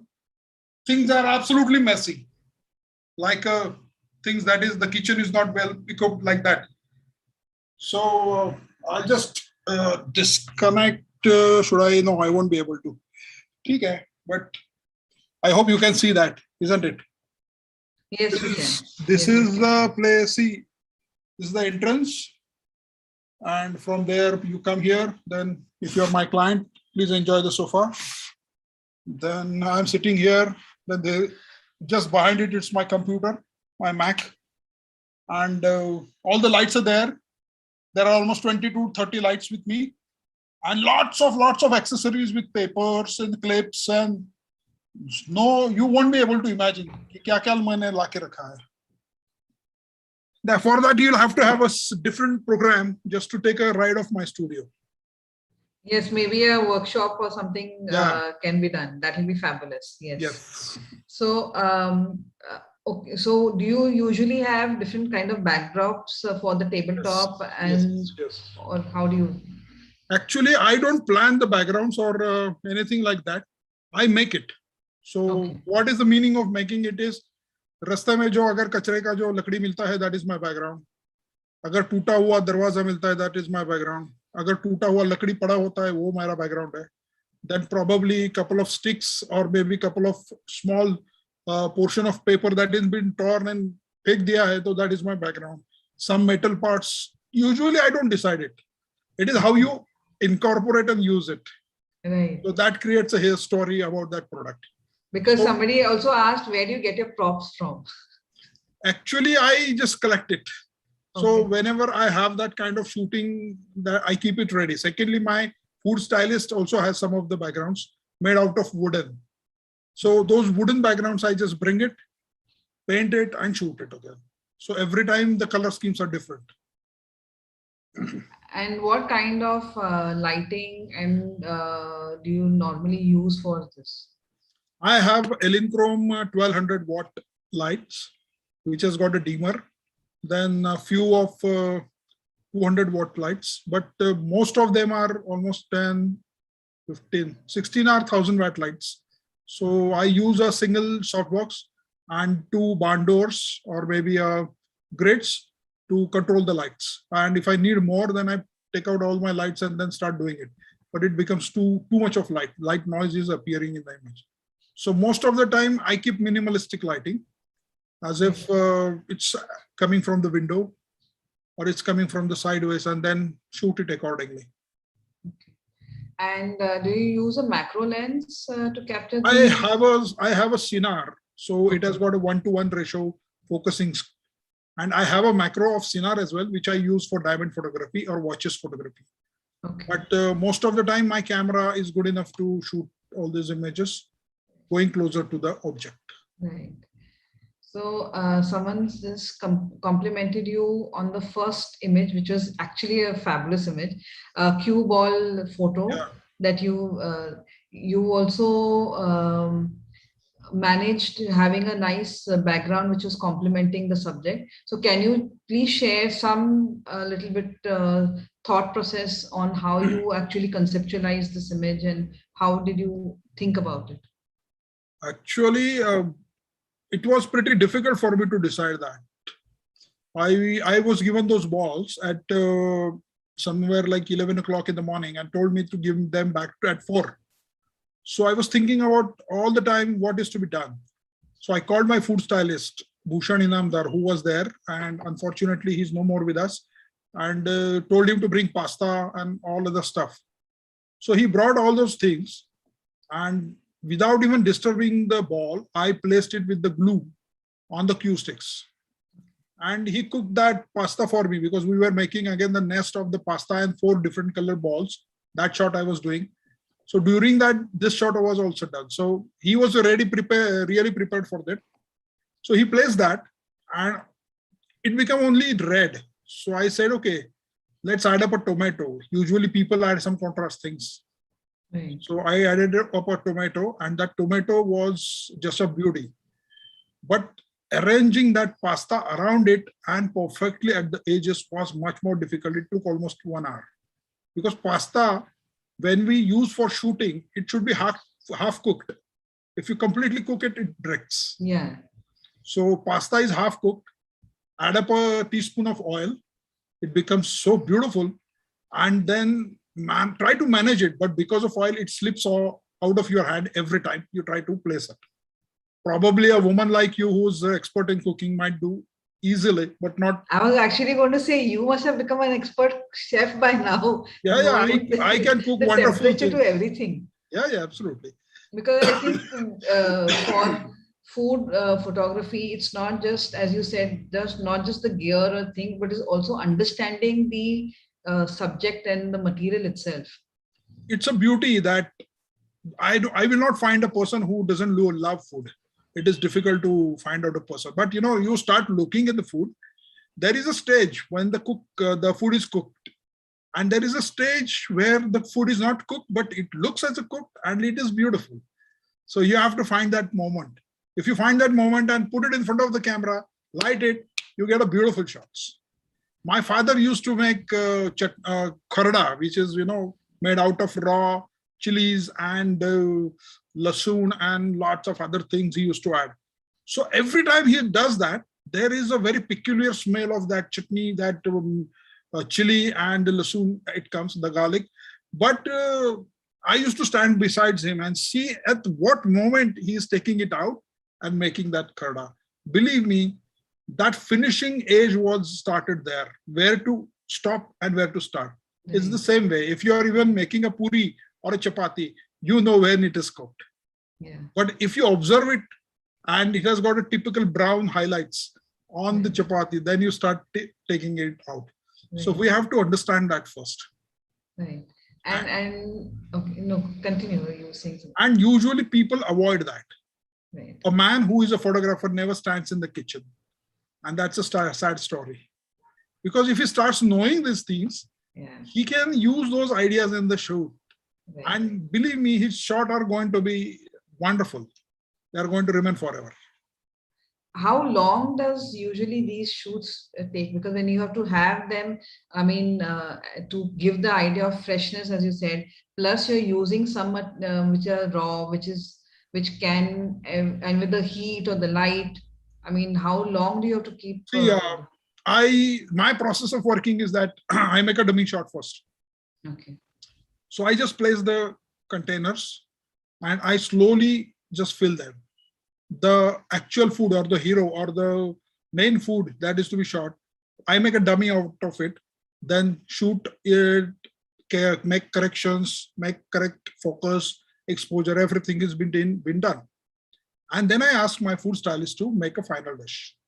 The moment it does that, we just place it and shoot it.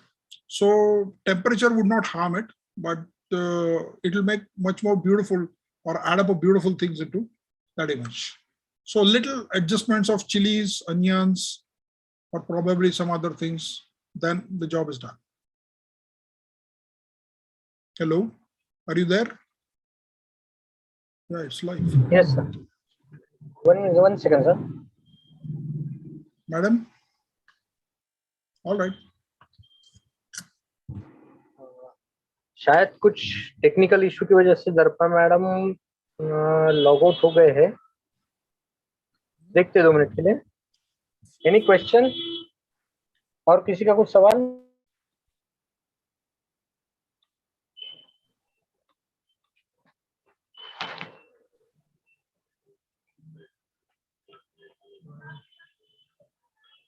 Sir, have you used your medium format camera to capture all these images?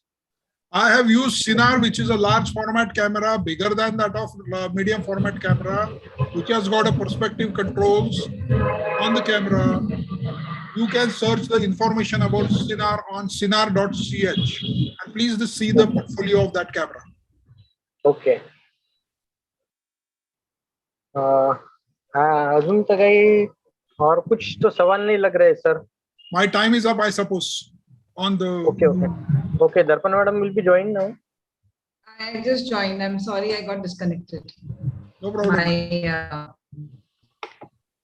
So yes, and I think there was one question which we'll take as the last one, which was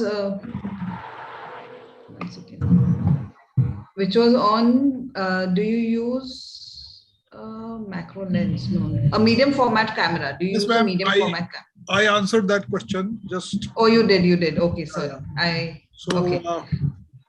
If so there are any questions, I am going to write down my number. Yes, so please. People want to, and maybe you should also tell when you will be ready for doing a workshop, so people can sign up for that also. I would love to. I would love PSP to arrange that workshop so that I can spare time for them and work on it. Yes, noted. Please let me know. Thank you. Thank you so much. Thank you, sir. This has been fabulous. Thank you, Vikas sir, for making time today for this wonderful presentation and for the fabulous visual treat that you've given us. Thank you, ma'am. Our next speaker is Milind Shimpiji, who's going to be demonstrating how to create digital portrait painting and some pictures created by him. So just to give a background, we have one non-photographer who's going to be talking about creating digital portraits to us. So a brief introduction to him is that from childhood, he's been inclined to art and he's completed his GD art from Pune. And he had met Shri Harishchandra Chavan, who guided him in painting various covers for comics. It was also during this period that he won a lot of awards and has won a lot of awards in his commercial jobs. He was fortunate to later meet Mr. Pratap Murik, under whose guidance he's got a chance to work on different subjects, which helped him create his own style and molded him into a full-fledged artist. He's done a lot of work with respect to calendars and posters for companies like Deepak Fertilizers and Arun Brothers and Mumbai Creative Craft, also for Doordarshan television serials programs and Shri Film in Pune. He's done illustrations for Geet Gopal and Geet Ramayan. He's written or illustrations, written by Madhgurgarchi. He's done illustrations for Fountain Music Company, painting of Shivaji Life, Government of Maharashtra, and so on. For the last 15 years, he's also got an opportunity to paint portraits of famous personalities. And he's held solo exhibitions rendering different subjects. And he's got, of course, a huge fan following, not only from India, but also from international and from all over the world, who come in just to attend his exhibitions and to buy his paintings. So Milinji, over to you.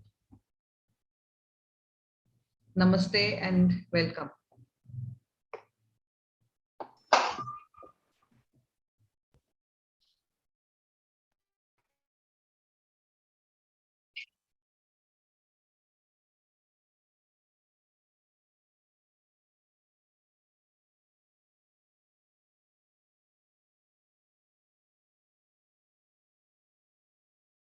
नमस्कार,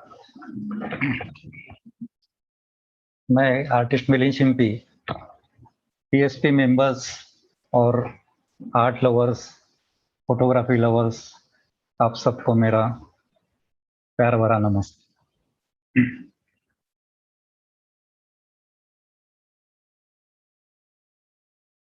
hello, आवाज सुनाई दे रहा है मेरा? हाँ, very clearly. Yes,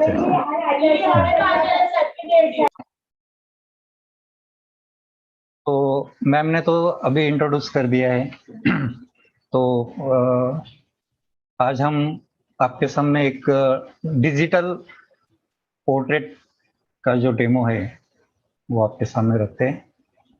तो उसके लिए पहले बेस्ट फोटो होना चाहिए पहले तो, जो कि आप सब लोग बढ़िया फोटोग्राफी करती है। तो शुरू में मैं कुछ मेरे डिजिटल जो वर्क है वो मैं आपको दिखाना चाहता हूँ।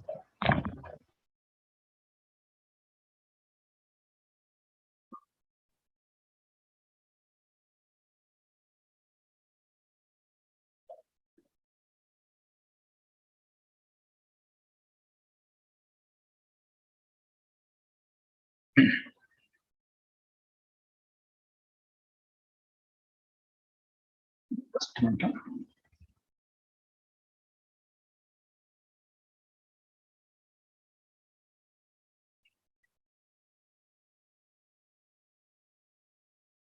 तो ये जो है मेरे ये सब कमीशन वर्क है।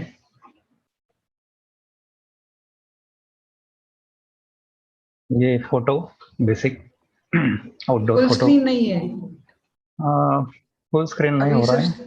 नहीं, थंबनेल सिर्फ दिख रहे हैं। अच्छा, आप एक मिनट। आप पहले उसको फुल स्क्रीन कीजिए और फिर स्क्रीन शेयर कीजिए।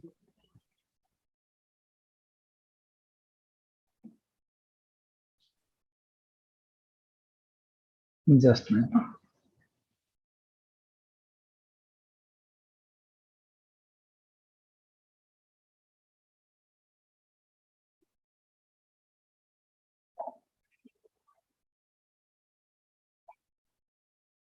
दिख रहा Yes, है it's अभी? fine now. ओके ना?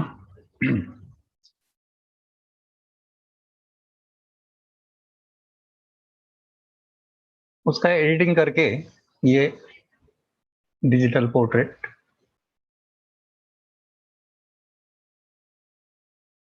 डिफरेंट लाइट, बेसिक तो ये फोटो अच्छा है। उसमें जो टूल हमने यूज किया है वो एक तो ब्लर है, स्मर्श टूल है, कई जगह पर डायरेक्ट पेन ब्रश या एयर ब्रश यूज किया है। तो वे आप सब डेमो में वो मैं आपको दिखाऊंगा ही बेसिक फोटो। और यहाँ पर कुछ रेडी फिल्टर्स मैंने यूज किए हैं।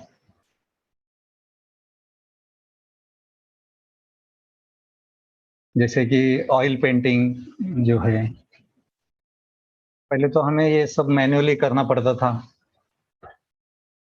अभी रेडी कुछ फिल्टर भी आ गए फोटोशॉप में, तो थोड़ा आसान हो जाता है काम।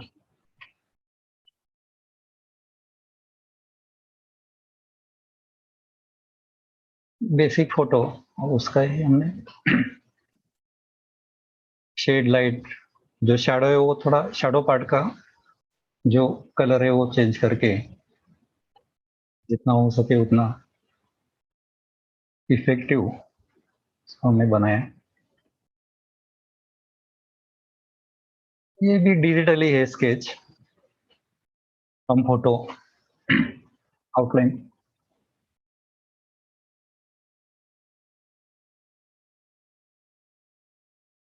ये हमारे फोटोग्राफी के गुरुजी, आप सब पहचानते होंगे, हमारे बहुत पहले से पीएसपी के मेंबर रह चुके हैं। उनका एक हमने थोड़ा फिल्टर और मैन्युअली एयर ब्रश और स्मजिंग टूल यूज करके ये स्केच बनाया था।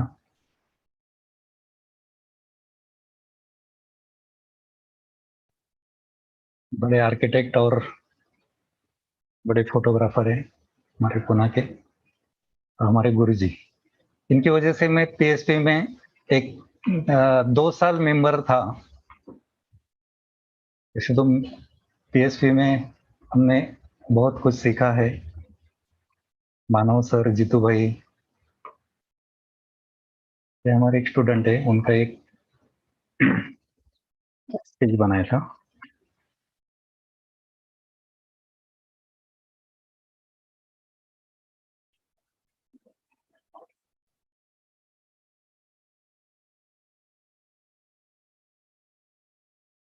ज्यादातर पार्ट मेरा फोटोग्राफी इफेक्ट जो होता है उसको थोड़ा बाजू में करके हम पेंटिंग स्टाइल उसको एज अ पेंटिंग दिखना चाहिए, ऐसा हम फोटोशॉप में जो टूल्स है वो यूज करते हैं।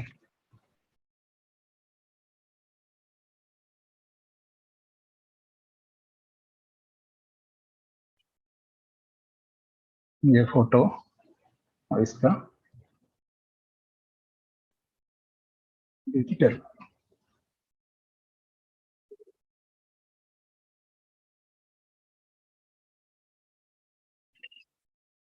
बेसिक फोटो भी शेड लाइट भरा हुआ होना चाहिए, डार्क टू लाइट सभी टोन्स उसमें आने चाहिए। ये वापस और एक स्केच बनाए, थोड़ा pencil sketch type, colour pencil type का ये स्केच है। बेसिक फोटो शेड लाइट हुआ है इसका, अच्छा डार्क लाइट थोड़ा इफेक्ट दिए हैं, कलर्स, पेस्टल शेड्स। ये भी एक स्केच है।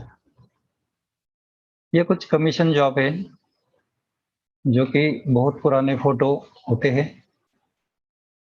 और वो एक ही फोटो होता है, उसको हम फोटो फिनिशिंग और डिजिटल,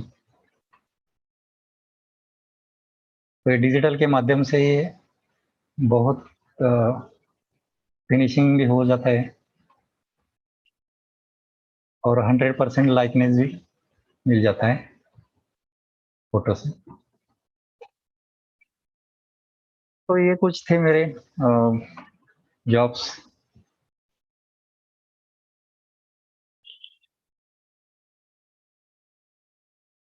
और अलग अलग सब्जेक्ट में भी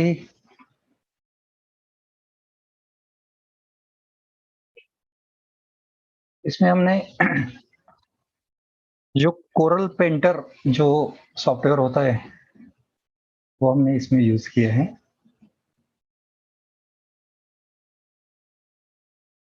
इसका पहले वाला पिक्चर तो नहीं है मेरे पास, ये भी जनरली मोबाइल से फोटो निकाल के उसको पेंटर स्टाइल किया है, पैच वर्क। इसको ये स्टाइल अच्छी लगती है, पैच वर्क वाला।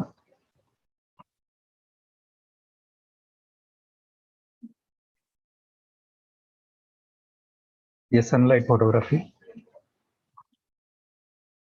ये पोर्ट्रेट, फैमिली पोर्ट्रेट।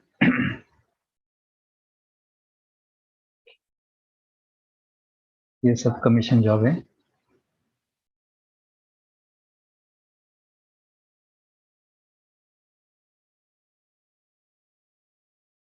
टू 2007 में मेरे पास वो वैकॉम का पैड था, तो ये फोटोशॉप में डायरेक्ट वो पैड से नीचे देखकर सामने किया है स्क्रीन पर। अभी तो डायरेक्ट मेरे पास एक्सपी पेन का जो स्क्रीन है डायरेक्ट टच स्क्रीन वाला ही है, डायरेक्ट पेन से उसका जो टच इफेक्ट है वो मिल जाता है हमें, black and white to colour.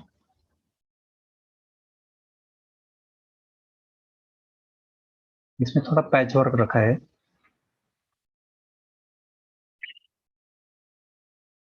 और दोषी सर तो बहुत पहले किया था डेमो। इसमें कोरल पेंटर से कोरल पेंटर के जो ब्रशेस है वो यूज करके किया है।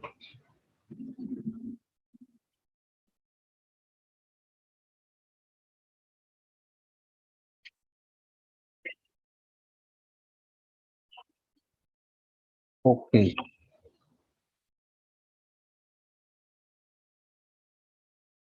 तो अभी एक डेमो मैं आपके सामने शुरू करता हूँ।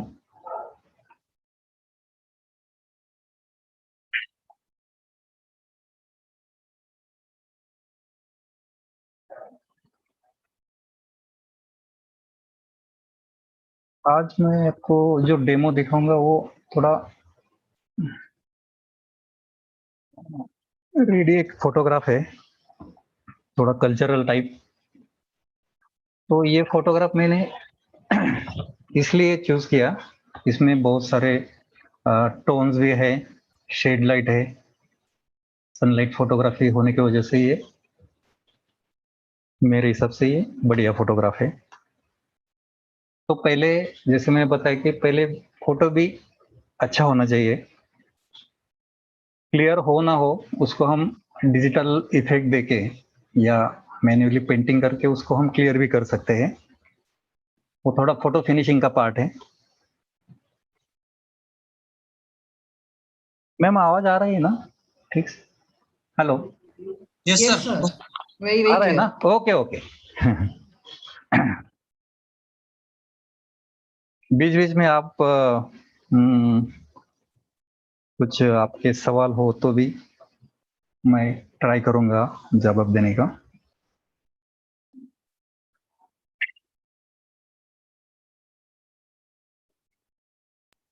तो ये शुरू करते हैं, चलिए। इसका इमेज साइज जो है वो देख लेते हैं।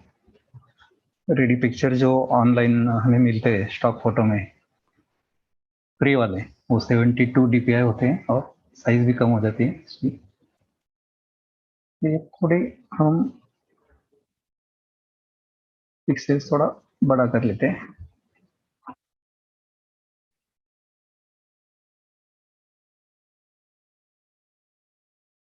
जस्ट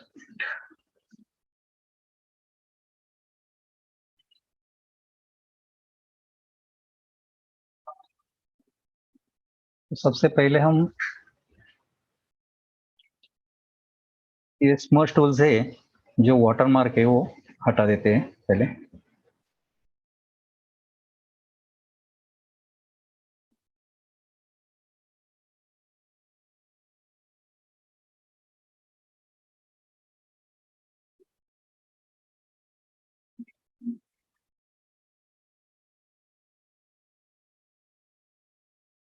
अभी ये जो मेरे पास इंस्ट्रूमेंट है ये प्रेशर सेंसिटिव है पेन इसका। जैसे हम मैनुअल कैनवास पर पेंटिंग करते हैं सेम वैसे इफेक्ट स्क्रीन पर हम इसका कर पाते हैं।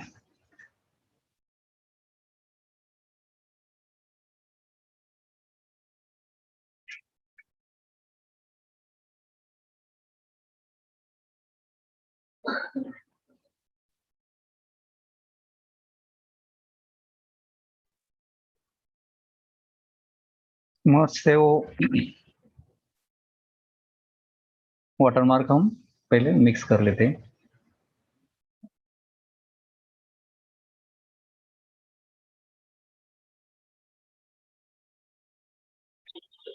ओके, यहाँ पर ही थोड़ा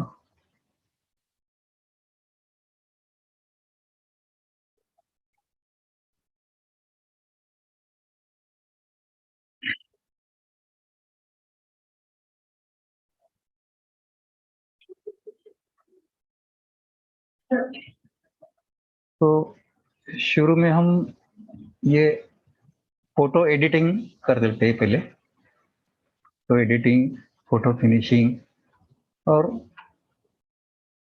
जो भी पोर्ट्रेट के लिए बेसिक इमेज जो लगती है, बेस इमेज, वो हम पहले एडिट कर लेते हैं ताकि जो फोटो है वो उसका इफेक्ट कम हो जाए। वो कन्वर्ट में करना है पेंटिंग में। तो यही स्मर्श टूल, ये शायद बैकग्राउंड का कुछ दूसरे फिगर का पार्ट है, इसको हम स्मर्श टूल से बैकग्राउंड में कन्वर्ट कर देते हैं।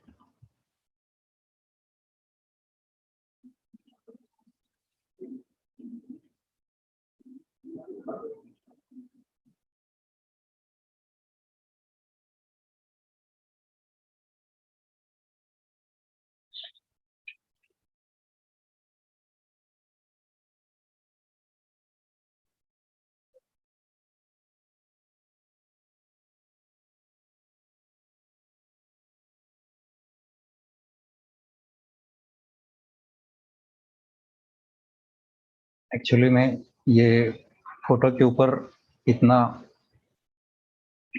ब्रशिंग करना है तो थोड़ा पेंटिंग का भी हैंड होना चाहिए, या तो फुल डेयरिंग होनी चाहिए कि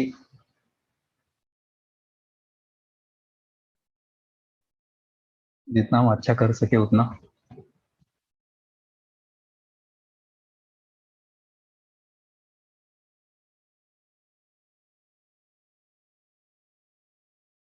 यहाँ पर ठीक है कॉन्ट्रास्ट।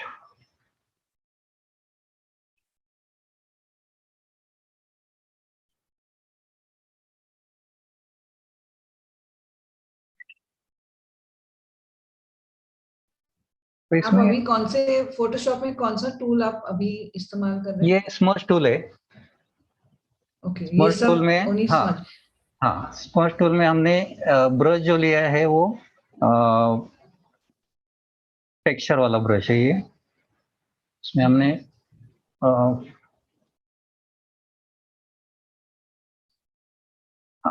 ये अभी यहाँ पर क्लियर हो गया।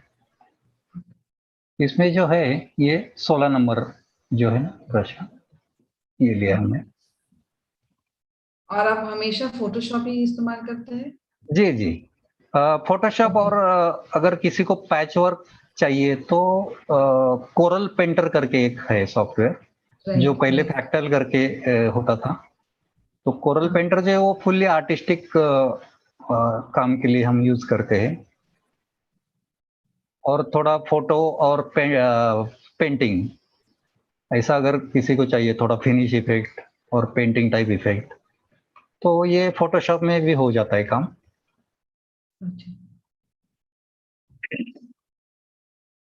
जैसे मैंने बताया पहले जो जॉब्स दिखा है आपने आपको, तो उसमें पैच वर्क वाले कुछ थे पोर्ट्रेट्स जो कि ओरिजिनल पेंटिंग, कैनवास पे पेंटिंग जो करते हैं हम, उस टाइप इफेक्ट उस पर दिख रहा था।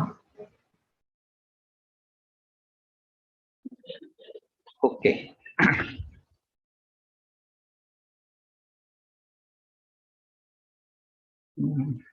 यहाँ पर भी थोड़ा कॉन्ट्रास्ट।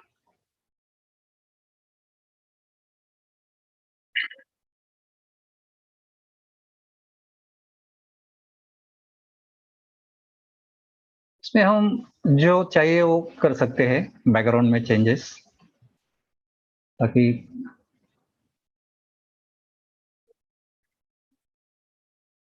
पेंटिंग और भी मतलब फिगर और भी अच्छी लगे उस टाइप।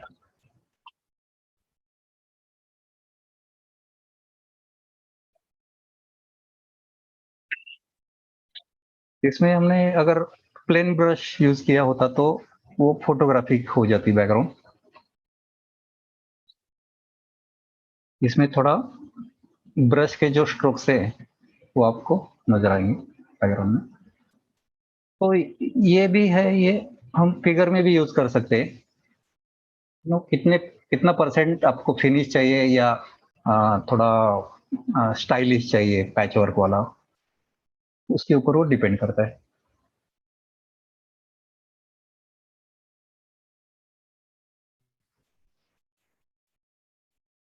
पोर्ट्रेट में भी बहुत सारे आर्टिस्ट का अलग अलग काम है। कुछ लोग डिजिटल में सिर्फ फिनिशिंग वाला काम करते हैं, मतलब सिर्फ स्मर्श टूल यूज करते हैं। कुछ लोग सिर्फ फिल्टर यूज करते हैं। तो डिपेंड आपको कैसा चाहिए इफेक्ट। ये हम अगर कर देते इधर कट तो भी अच्छा है। और 1/3 कंपोज भी यहाँ पर आ जाएगा।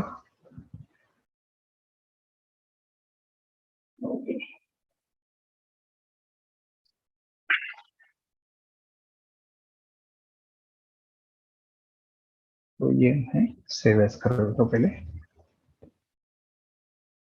First basic image.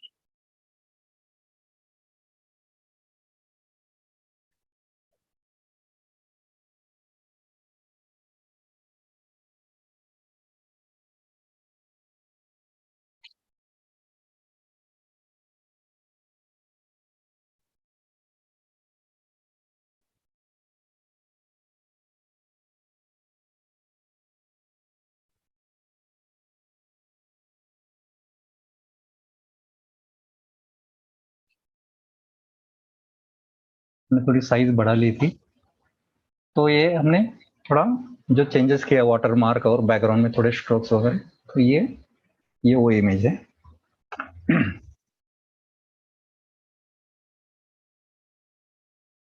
अभी हमें थोड़ा पेंटिंग टाइप जो इफेक्ट चाहिए, हाँ,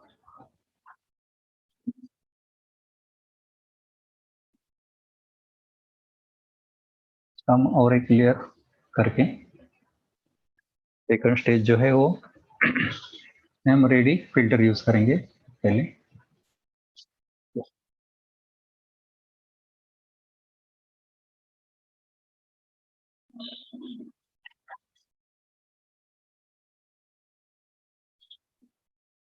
इसमें थोड़ा इमेज पर काम करेंगे, शैडो हाईलाइट जो बिल्कुल भी डार्क है शैडो, वो थोड़ी कम कर देंगे।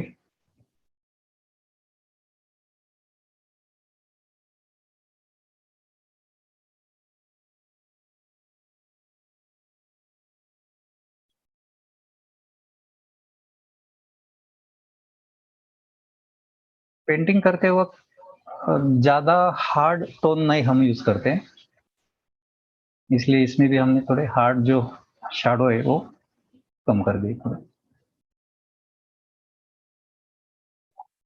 तो शैडो में जो फिनिशिंग है वो इस कर लेते हैं।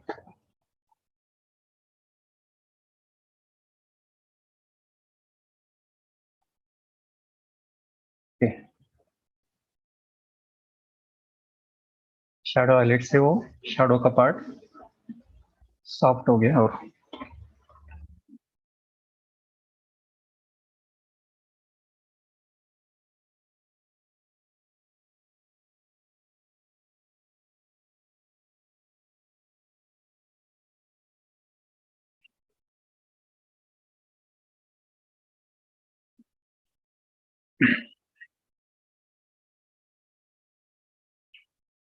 अभी हम यूज करेंगे थोड़ा एयर ब्रश। एयर ब्रश में हम यूज करेंगे सॉफ्ट राउंड ब्रश। पेंटिंग में कुछ पार्ट जो है वो बैकग्राउंड में मिक्स होते हैं।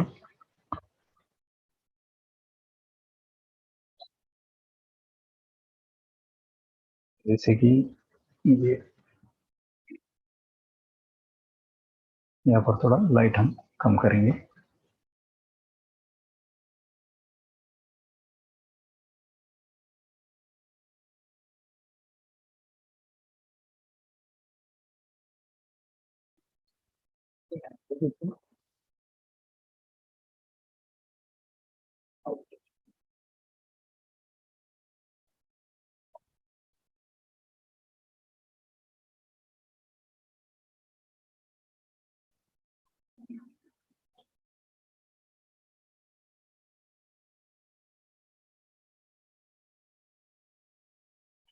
कॉर्नर में ज्यादा लाइट नहीं चाहिए, थोड़ी डिटेल्स जो है वो कम कर देंगे।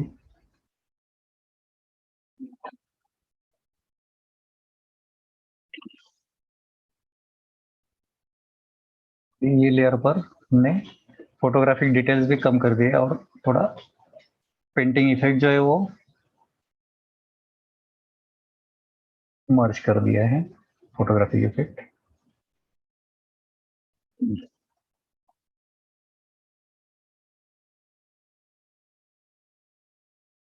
PSD फाइल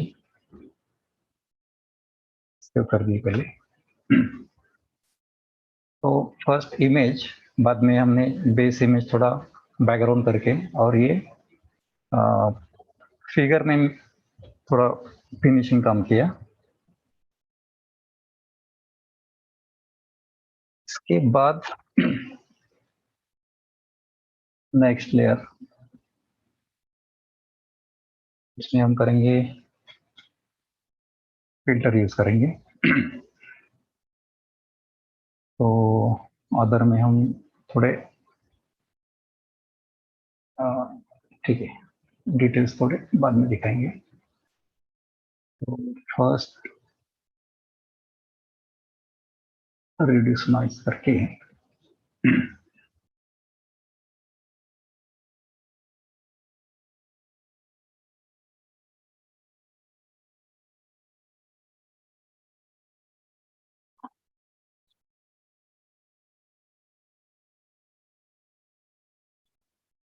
यहाँ पर एयर ब्रश पोर्ट्रेट जैसा फिनिश इफेक्ट आ गया और मिडल टोन, डार्क टोन और लाइट से भी सभी टोन जो है वो क्लियर हो गए हैं। ये फोटोग्राफिक था डिटेलिंग में, अभी हमने थोड़ा सॉफ्ट कर दिया इसका, सॉफ्ट फिल्टर जैसा ये फिल्टर हमने यूज किया, रिड्यूस नॉइज। उसके बाद थोड़े डिटेल्स के लिए हम और एक लेयर लेंगे। तो अदर में हाई पास करके यहाँ पर आपको कितने डिटेल्स चाहिए इस हिसाब से 2.6 ठीक है। नेक्स्ट इसको ओवर करेंगे।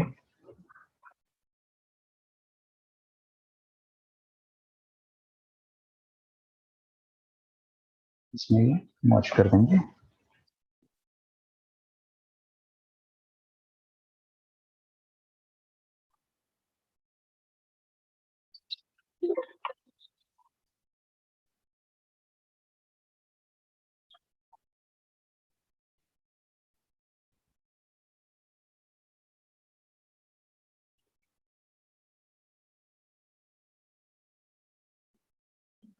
अभी हमें फोटोग्राफिक इफेक्ट जो है वो और भी कम करने हैं, वो डिटेल जो है वो और भी कम करेंगे हम।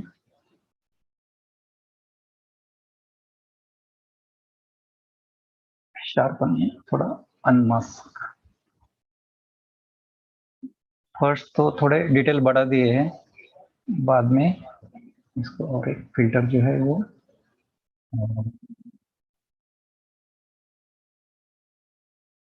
स्टाइलाइज में डिफ्यूज करके है।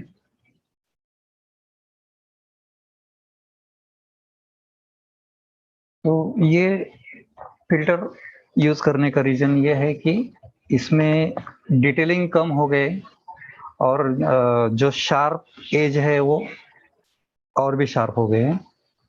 जो पेंटिंग में हम लास्ट इसमें यूज करते हैं फिनिशिंग में,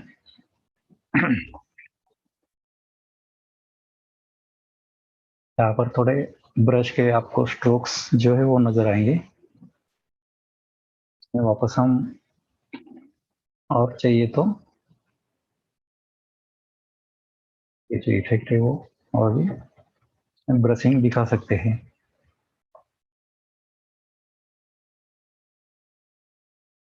पेंटिंग स्टाइल जो है वो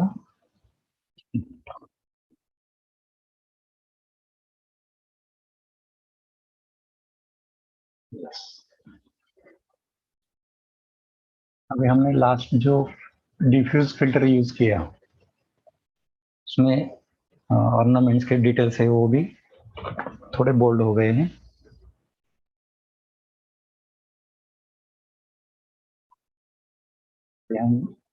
एयर ब्रश से रिफ्लेक्शन जो है वो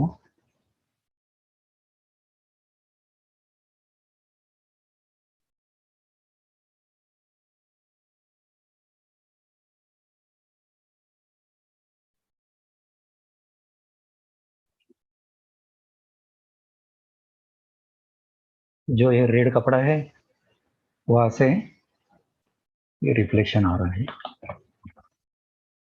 लाइट पास हो रहा है और ये रिफ्लेक्शन से हमें यहाँ पर कोर शैडो मिल गई। और कोर शैडो से ये थोड़ा 3D और भी 3D हो गया है ये पार्ट और फ्रेश भी हो गए हैं। यहाँ पर थोड़ा डार्क जो है वो भी थोड़ा कम कर देते हैं। यस,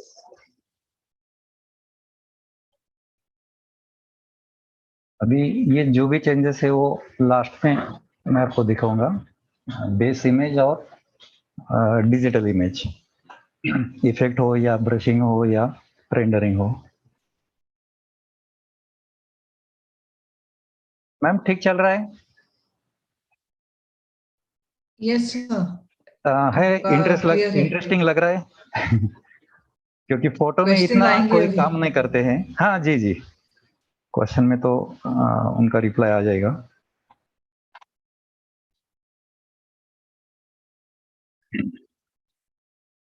इसको हम थोड़ा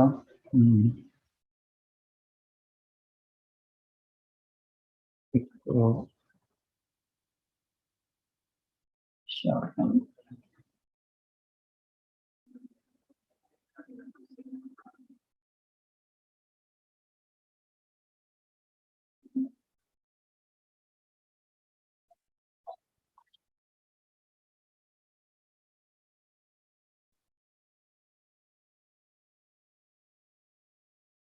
डिपेंड कि हमें क्या इफेक्ट चाहिए, तो ये सब फिल्टर जो है वो आपको पहले यूज करके ही देखना है। कभी डिफ्यूज करना पड़ता है, कभी शार्प करना पड़ता है। तो शार्प में हम और अनशार्प में गए तो थोड़ा कॉन्ट्रास्ट जो है वो अभी बढ़ गया है। हमें कॉन्ट्रास्ट क्यों चाहिए? ताकि दूर से जो है वो और भी अच्छा लगे पेंटिंग।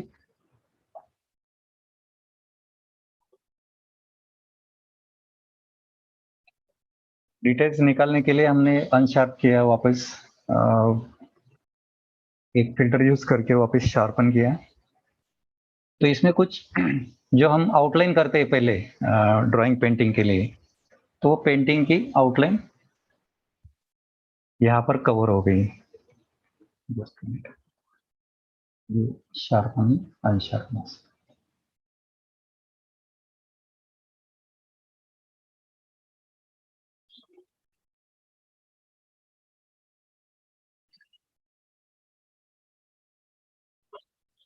यहाँ पर देख सकते हैं कि डिटेल में इसके भी जो फोटोग्राफिक डिटेल्स थे वो कम हो गए। जो फोटो में जो मिक्स टोन्स थे वो सब अभी कॉन्ट्रास्ट में बदल गए हैं। तो ये मीडियम डिजिटल पेंटिंग आपके सामने भी तैयार हो रहा है। ज़्यादा कॉन्ट्रास्ट नहीं है और पैच वर्क भी नहीं है ज़्यादा।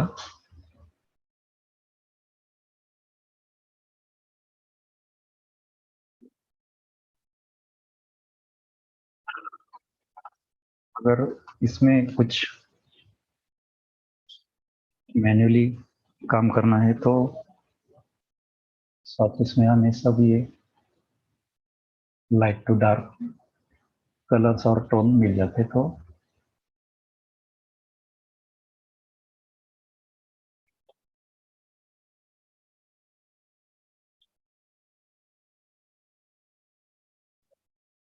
इस टाइप।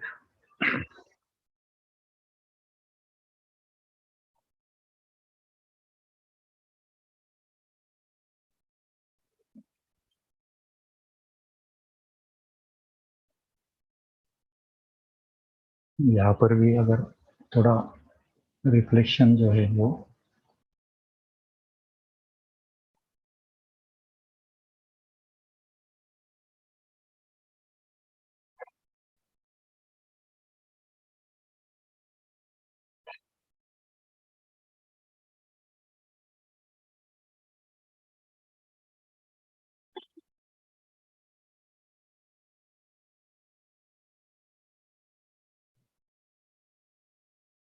देखना है कि ये कौन सा रिफ्लेक्शन जो है फोटोशॉप वर्जन आप इस्तेमाल कर रहे हैं?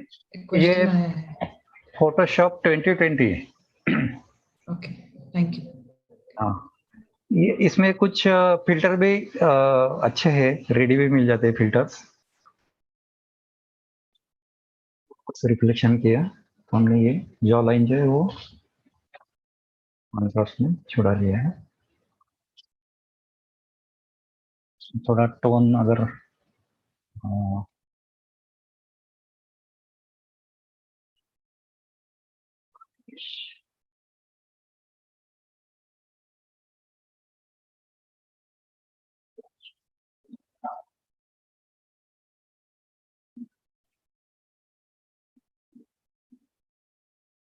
इसमें फिर भी एक 20-30% ही मैं ऊपर से काम कर रहा हूँ। ज़्यादातर फोटो ही रखा है क्योंकि ये सेशन जो है वो ज़्यादातर फोटोग्राफर्स मेंबर्स के लिए है।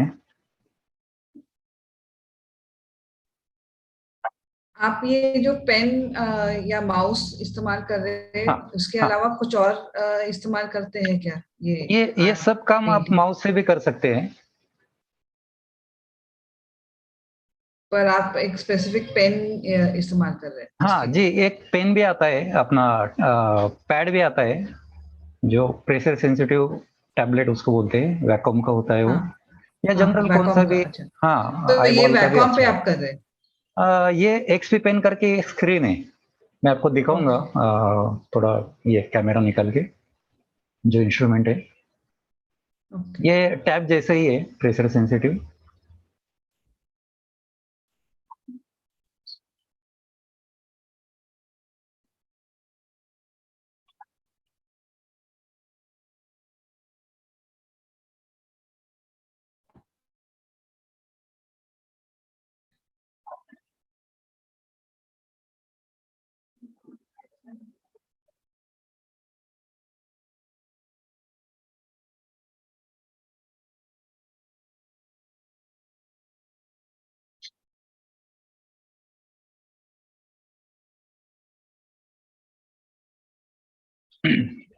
वैसे तो पोर्ट्रेट में और भी हाइपर रियलिस्टिक काम करने वाले रियलिस्टिक आर्टिस्ट है, तो वो बिल्कुल जो स्किन के जो होल्स होते हैं वो भी क्लियर दिखा देते हैं ये लोग। तो हाइपर रियलिस्टिक पोर्ट्रेट पेंटिंग करते हैं। तो उसके लिए बेसिक फोटोग्राफी भी उतनी अच्छी होनी चाहिए, क्लियर।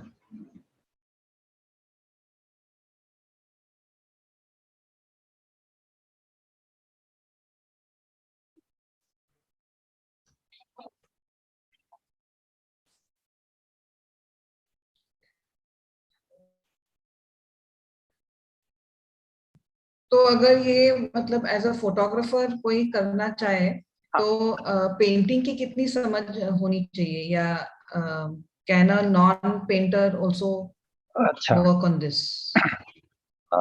इसमें एक तो रियलिस्टिक जो पेंटिंग होते हैं, कैनवास पेंटिंग जो हम म्यूजियम में देखते हैं या ओल्ड मास्टर्स के जो देखते हैं मैगजीन में वगैरह, तो पहले तो वो देखना चाहिए, विजन तैयार होना चाहिए पहले कि हमें इसमें क्या दिखाना है और क्या नहीं दिखाना है, कौन सा पार्ट ब्लर करना है, कौन सा हाईलाइट करना है। ये थोड़ा आर्टिस्टिक है, depend on your observation. Realistic portrait, oil on canvas, oil on acrylic, water colour. Water colour में कुछ लोग फ्लो छोड़ देते हैं, बाद में कुछ डिटेल्स जो है उसको एनहांस करते हैं। तो आर्टिस्ट, हर एक आर्टिस्ट की अपनी अपनी एक स्टाइल होती है, वो ऑब्जर्व करनी चाहिए। फिर ये तो डिजिटल है, इसमें कोई रिस्क नहीं है, हम बहुत सारी इमेजेस में काम कर सकते हैं, एक्सपेरिमेंटल कर सकते हैं थोड़ा। एयर ब्रश हो या जैसे स्मर्ज में मैंने ये ब्रश यूज किया, जो कि जो कोरल पेंटर में इस टाइप के इफेक्ट आ जाते हैं। इसमें जो है मैं ये जो पोर्ट्रेट, ये पैच वर्क वाला पोर्ट्रेट है, क्योंकि कोरल पेंटर में किया है। तो अगर डिपेंड क्लाइंट की क्या रिक्वायरमेंट है, उनको अगर सेम पैच वर्क वाला ही चाहिए तो सॉफ्टवेयर आपको कोरल पेंटर में करना पड़ेगा, या तो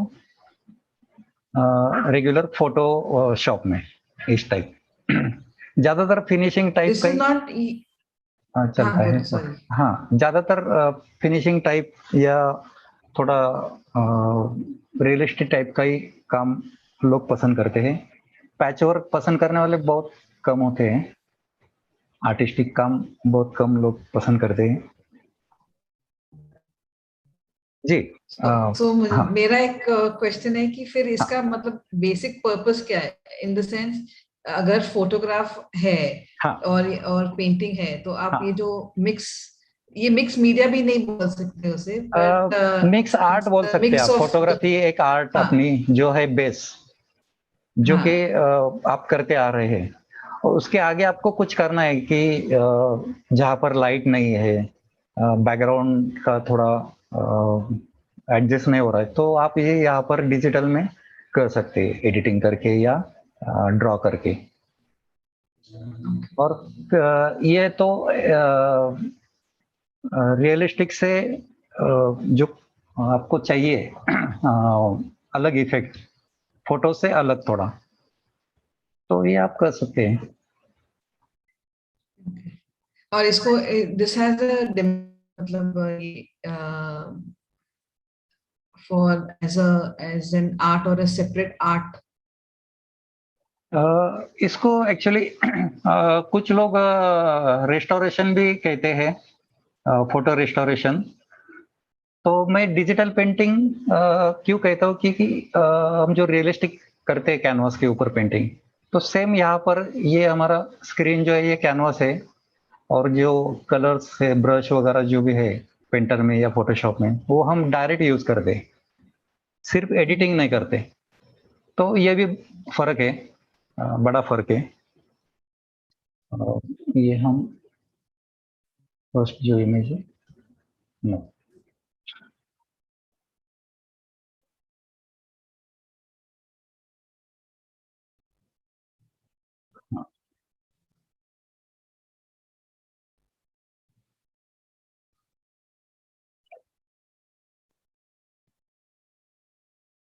आपको नजर आया है फर्क कुछ इसमें? हाँ, यस, वेरी मच। सो और एक क्वेश्चन था कि फोटोशॉप एज अ फिल्टर्स, जो प्रीसेट या जो हाँ कहते हैं, हाँ, वो डायरेक्ट इस्तेमाल करने में और ये स्टेप बाय स्टेप करने में क्या फर्क है? लाइक व्हाट इज द अच्छा, Different- दोनों में फर्क क्या है? स्टेप बाय स्टेप हाँ जी, हाँ। मैन्युअली काम करना है और डायरेक्ट फिल्टर यूज हाँ। करना है, हाँ, जिससे पेंटिंग का थोड़ा हैंड नहीं है। जो हम रेगुलर ड्रॉ करते हैं वो थोड़ा डर लगता है ना कि पोर्ट्रेट में कहीं लाइकनेस ना चला जाए, तो वो लोग डायरेक्ट फिल्टर भी यूज करके उसको पेंटिंग इफेक्ट ला सकते हैं। बहुत सारे फिल्टर्स भी कुछ बड़े आर्टिस्ट लोगों ने तैयार किए हैं, ये सॉफ्टवेयर इंजीनियर के साथ बैठ के, तो कुछ डायरेक्ट फिल्टर से भी इफेक्ट आ जाता है, लेकिन हमें वो थोड़ी उसमें अगर कमी है तो हम मैन्युअली यहाँ पर कर सकते हैं, मतलब दोनों का मिक्स, रेडी फिल्टर और Okay. मैन्युअली काम। जैसे कि मैंने यहाँ पर जो है, एक मिनट, आपको एरो दिखा है, हाँ, दिखाई दे यहाँ रहा पर है। जो है ना रिफ्लेक्शन हमने बढ़ा दिया तो हाँ, 3D हाँ, इफेक्ट और हाँ। भी अच्छा लगने लगा उसका। और Correct. वाटर कलर जो पोर्ट्रेट करते हैं वो थोड़ा बैकग्राउंड मिक्स कर देते हैं ताकि जो डिटेल्स है यहाँ पर ध्यान जाए। इसके लिए हमने ये नीचे ये भी फोटोग्राफिक पार्ट जो है वो कम कर दिया है। तो ये मैन्युअली करने का एक फायदा है, और हमारा जो भी चेंजेस है वो डिपेंड ऑन इमेज और क्लाइंट को क्या चाहिए उसके हिसाब से, तो ये ऑप्शंस हम रख सकते हैं उनके सामने। Okay. तो ये था सिर्फ एक 10% या 15% आपको दिखा है। वैसे तो अगर No, super, very nice. हाँ, ये मिनिमम 1-2-3 घंटे से हमने काम किया होता तो और भी कुछ डिटेलिंग जो है, डिटेलिंग या कॉन्ट्रास्ट जो कि हाँ जी। ओरिजिनल पेंटिंग के कैनवास पेंटिंग में दिखने को मिलता है आपको। जी। ऐसा। तो यहाँ पर मैं डेमो का जो सेशन है वो में हम जो सिग्नेचर करते हैं वो तो जब वो कंप्लीट हो जाता है, कि आर्टिस्ट की सिग्नेचर कोई भी और क्वेश्चंस होंगे तो प्लीज जी जी चैट बॉक्स में डाल दीजिए, किसी और को क्वेश्चंस होंगे तो।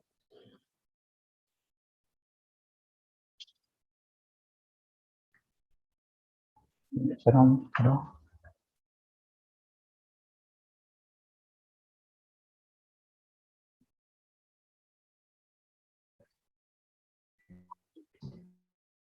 ओके, तो ये हमारा हो गया digital painting with effect using filter, using स्मर्श टूल, और भी एयर ब्रश टूल है यहाँ पर ब्रश में।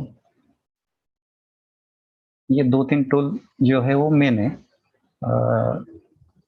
कि हम उसमें ज़्यादातर चेंज भी कर सके और लाइकनेस भी ना जाए। लाइकनेस 100% इसमें रहता है। ये जो आप देख रहे हैं शार्प आउटलाइन, तो ये भी जरूरी है लाइकनेस के लिए, जॉ लाइन या लाइट की जो लाइंस है वो, और भी डिटेलिंग कर सकते हैं। लास्ट में हम फ्लैटन करके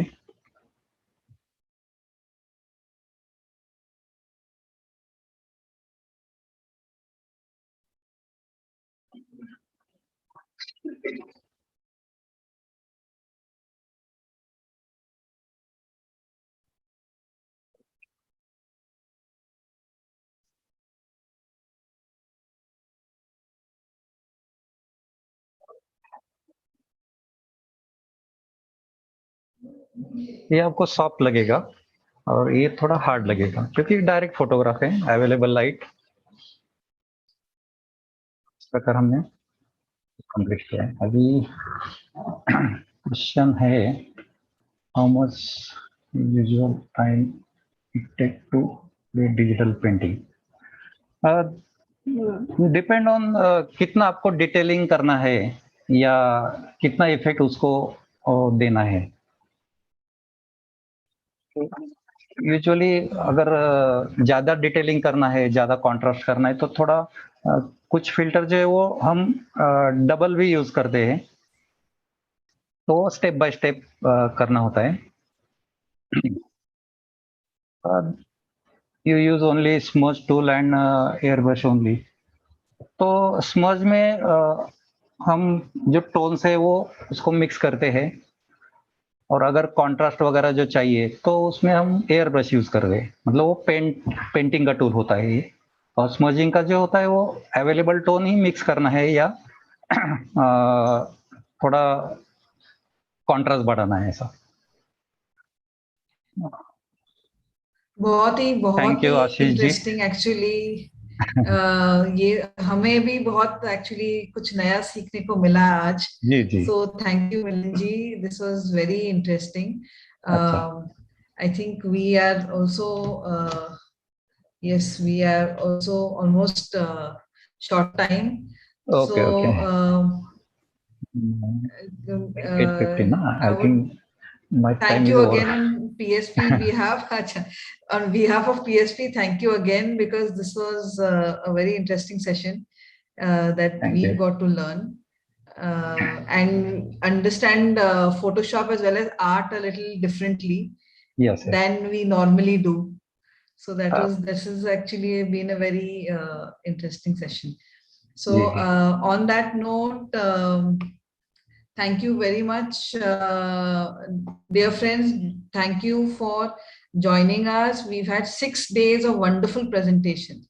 And last but not the least, we have one finale day, that is tomorrow, left with some very interesting topics like infrastructure, light painting, and stock photography. So don't miss any of the sessions tomorrow. And Nachiket or Kanchan, over to you to give the vote of thanks. आज के जो तीनों भी speaker थे उन्होंने बहुत बढ़िया presentation दिया। सबसे ज्यादा प्रेजेंटेशन तो खाने का लगा, प्रेजेंटेशन ही बोलूंगा मैं उसको। यानी देखते ऐसा लगा कि बस से बस बिल्कुल एकदम मैंने मुंह में पानी छूटना करके। और अपनी सिंपली मिलिंद सर का जो भी था वो भी बहुत बढ़िया रहा है। थैंक यू और सर। मैं थैंक्स करके आज का प्रोग्राम समाप्त करता हूँ, ऐसी घोषणा करता हूँ। और कल फिर जुड़िए, और फिर से एक बार आपको मैं अनुरोध करता हूँ कि हमारे YouTube चैनल को प्लीज लाइक कीजिए, सब्सक्राइब कीजिए। ज्यादा से ज्यादा यानी आगे चल के कोई भी वेबिनार वगैरह रहा तो आपको उस पर पता चल जाएगा उसके लिए। Thank you everyone, good night. Thank you so much. Thank you so much. Thank you again, Milind ji. Yes, thank you sir. Thank you, man.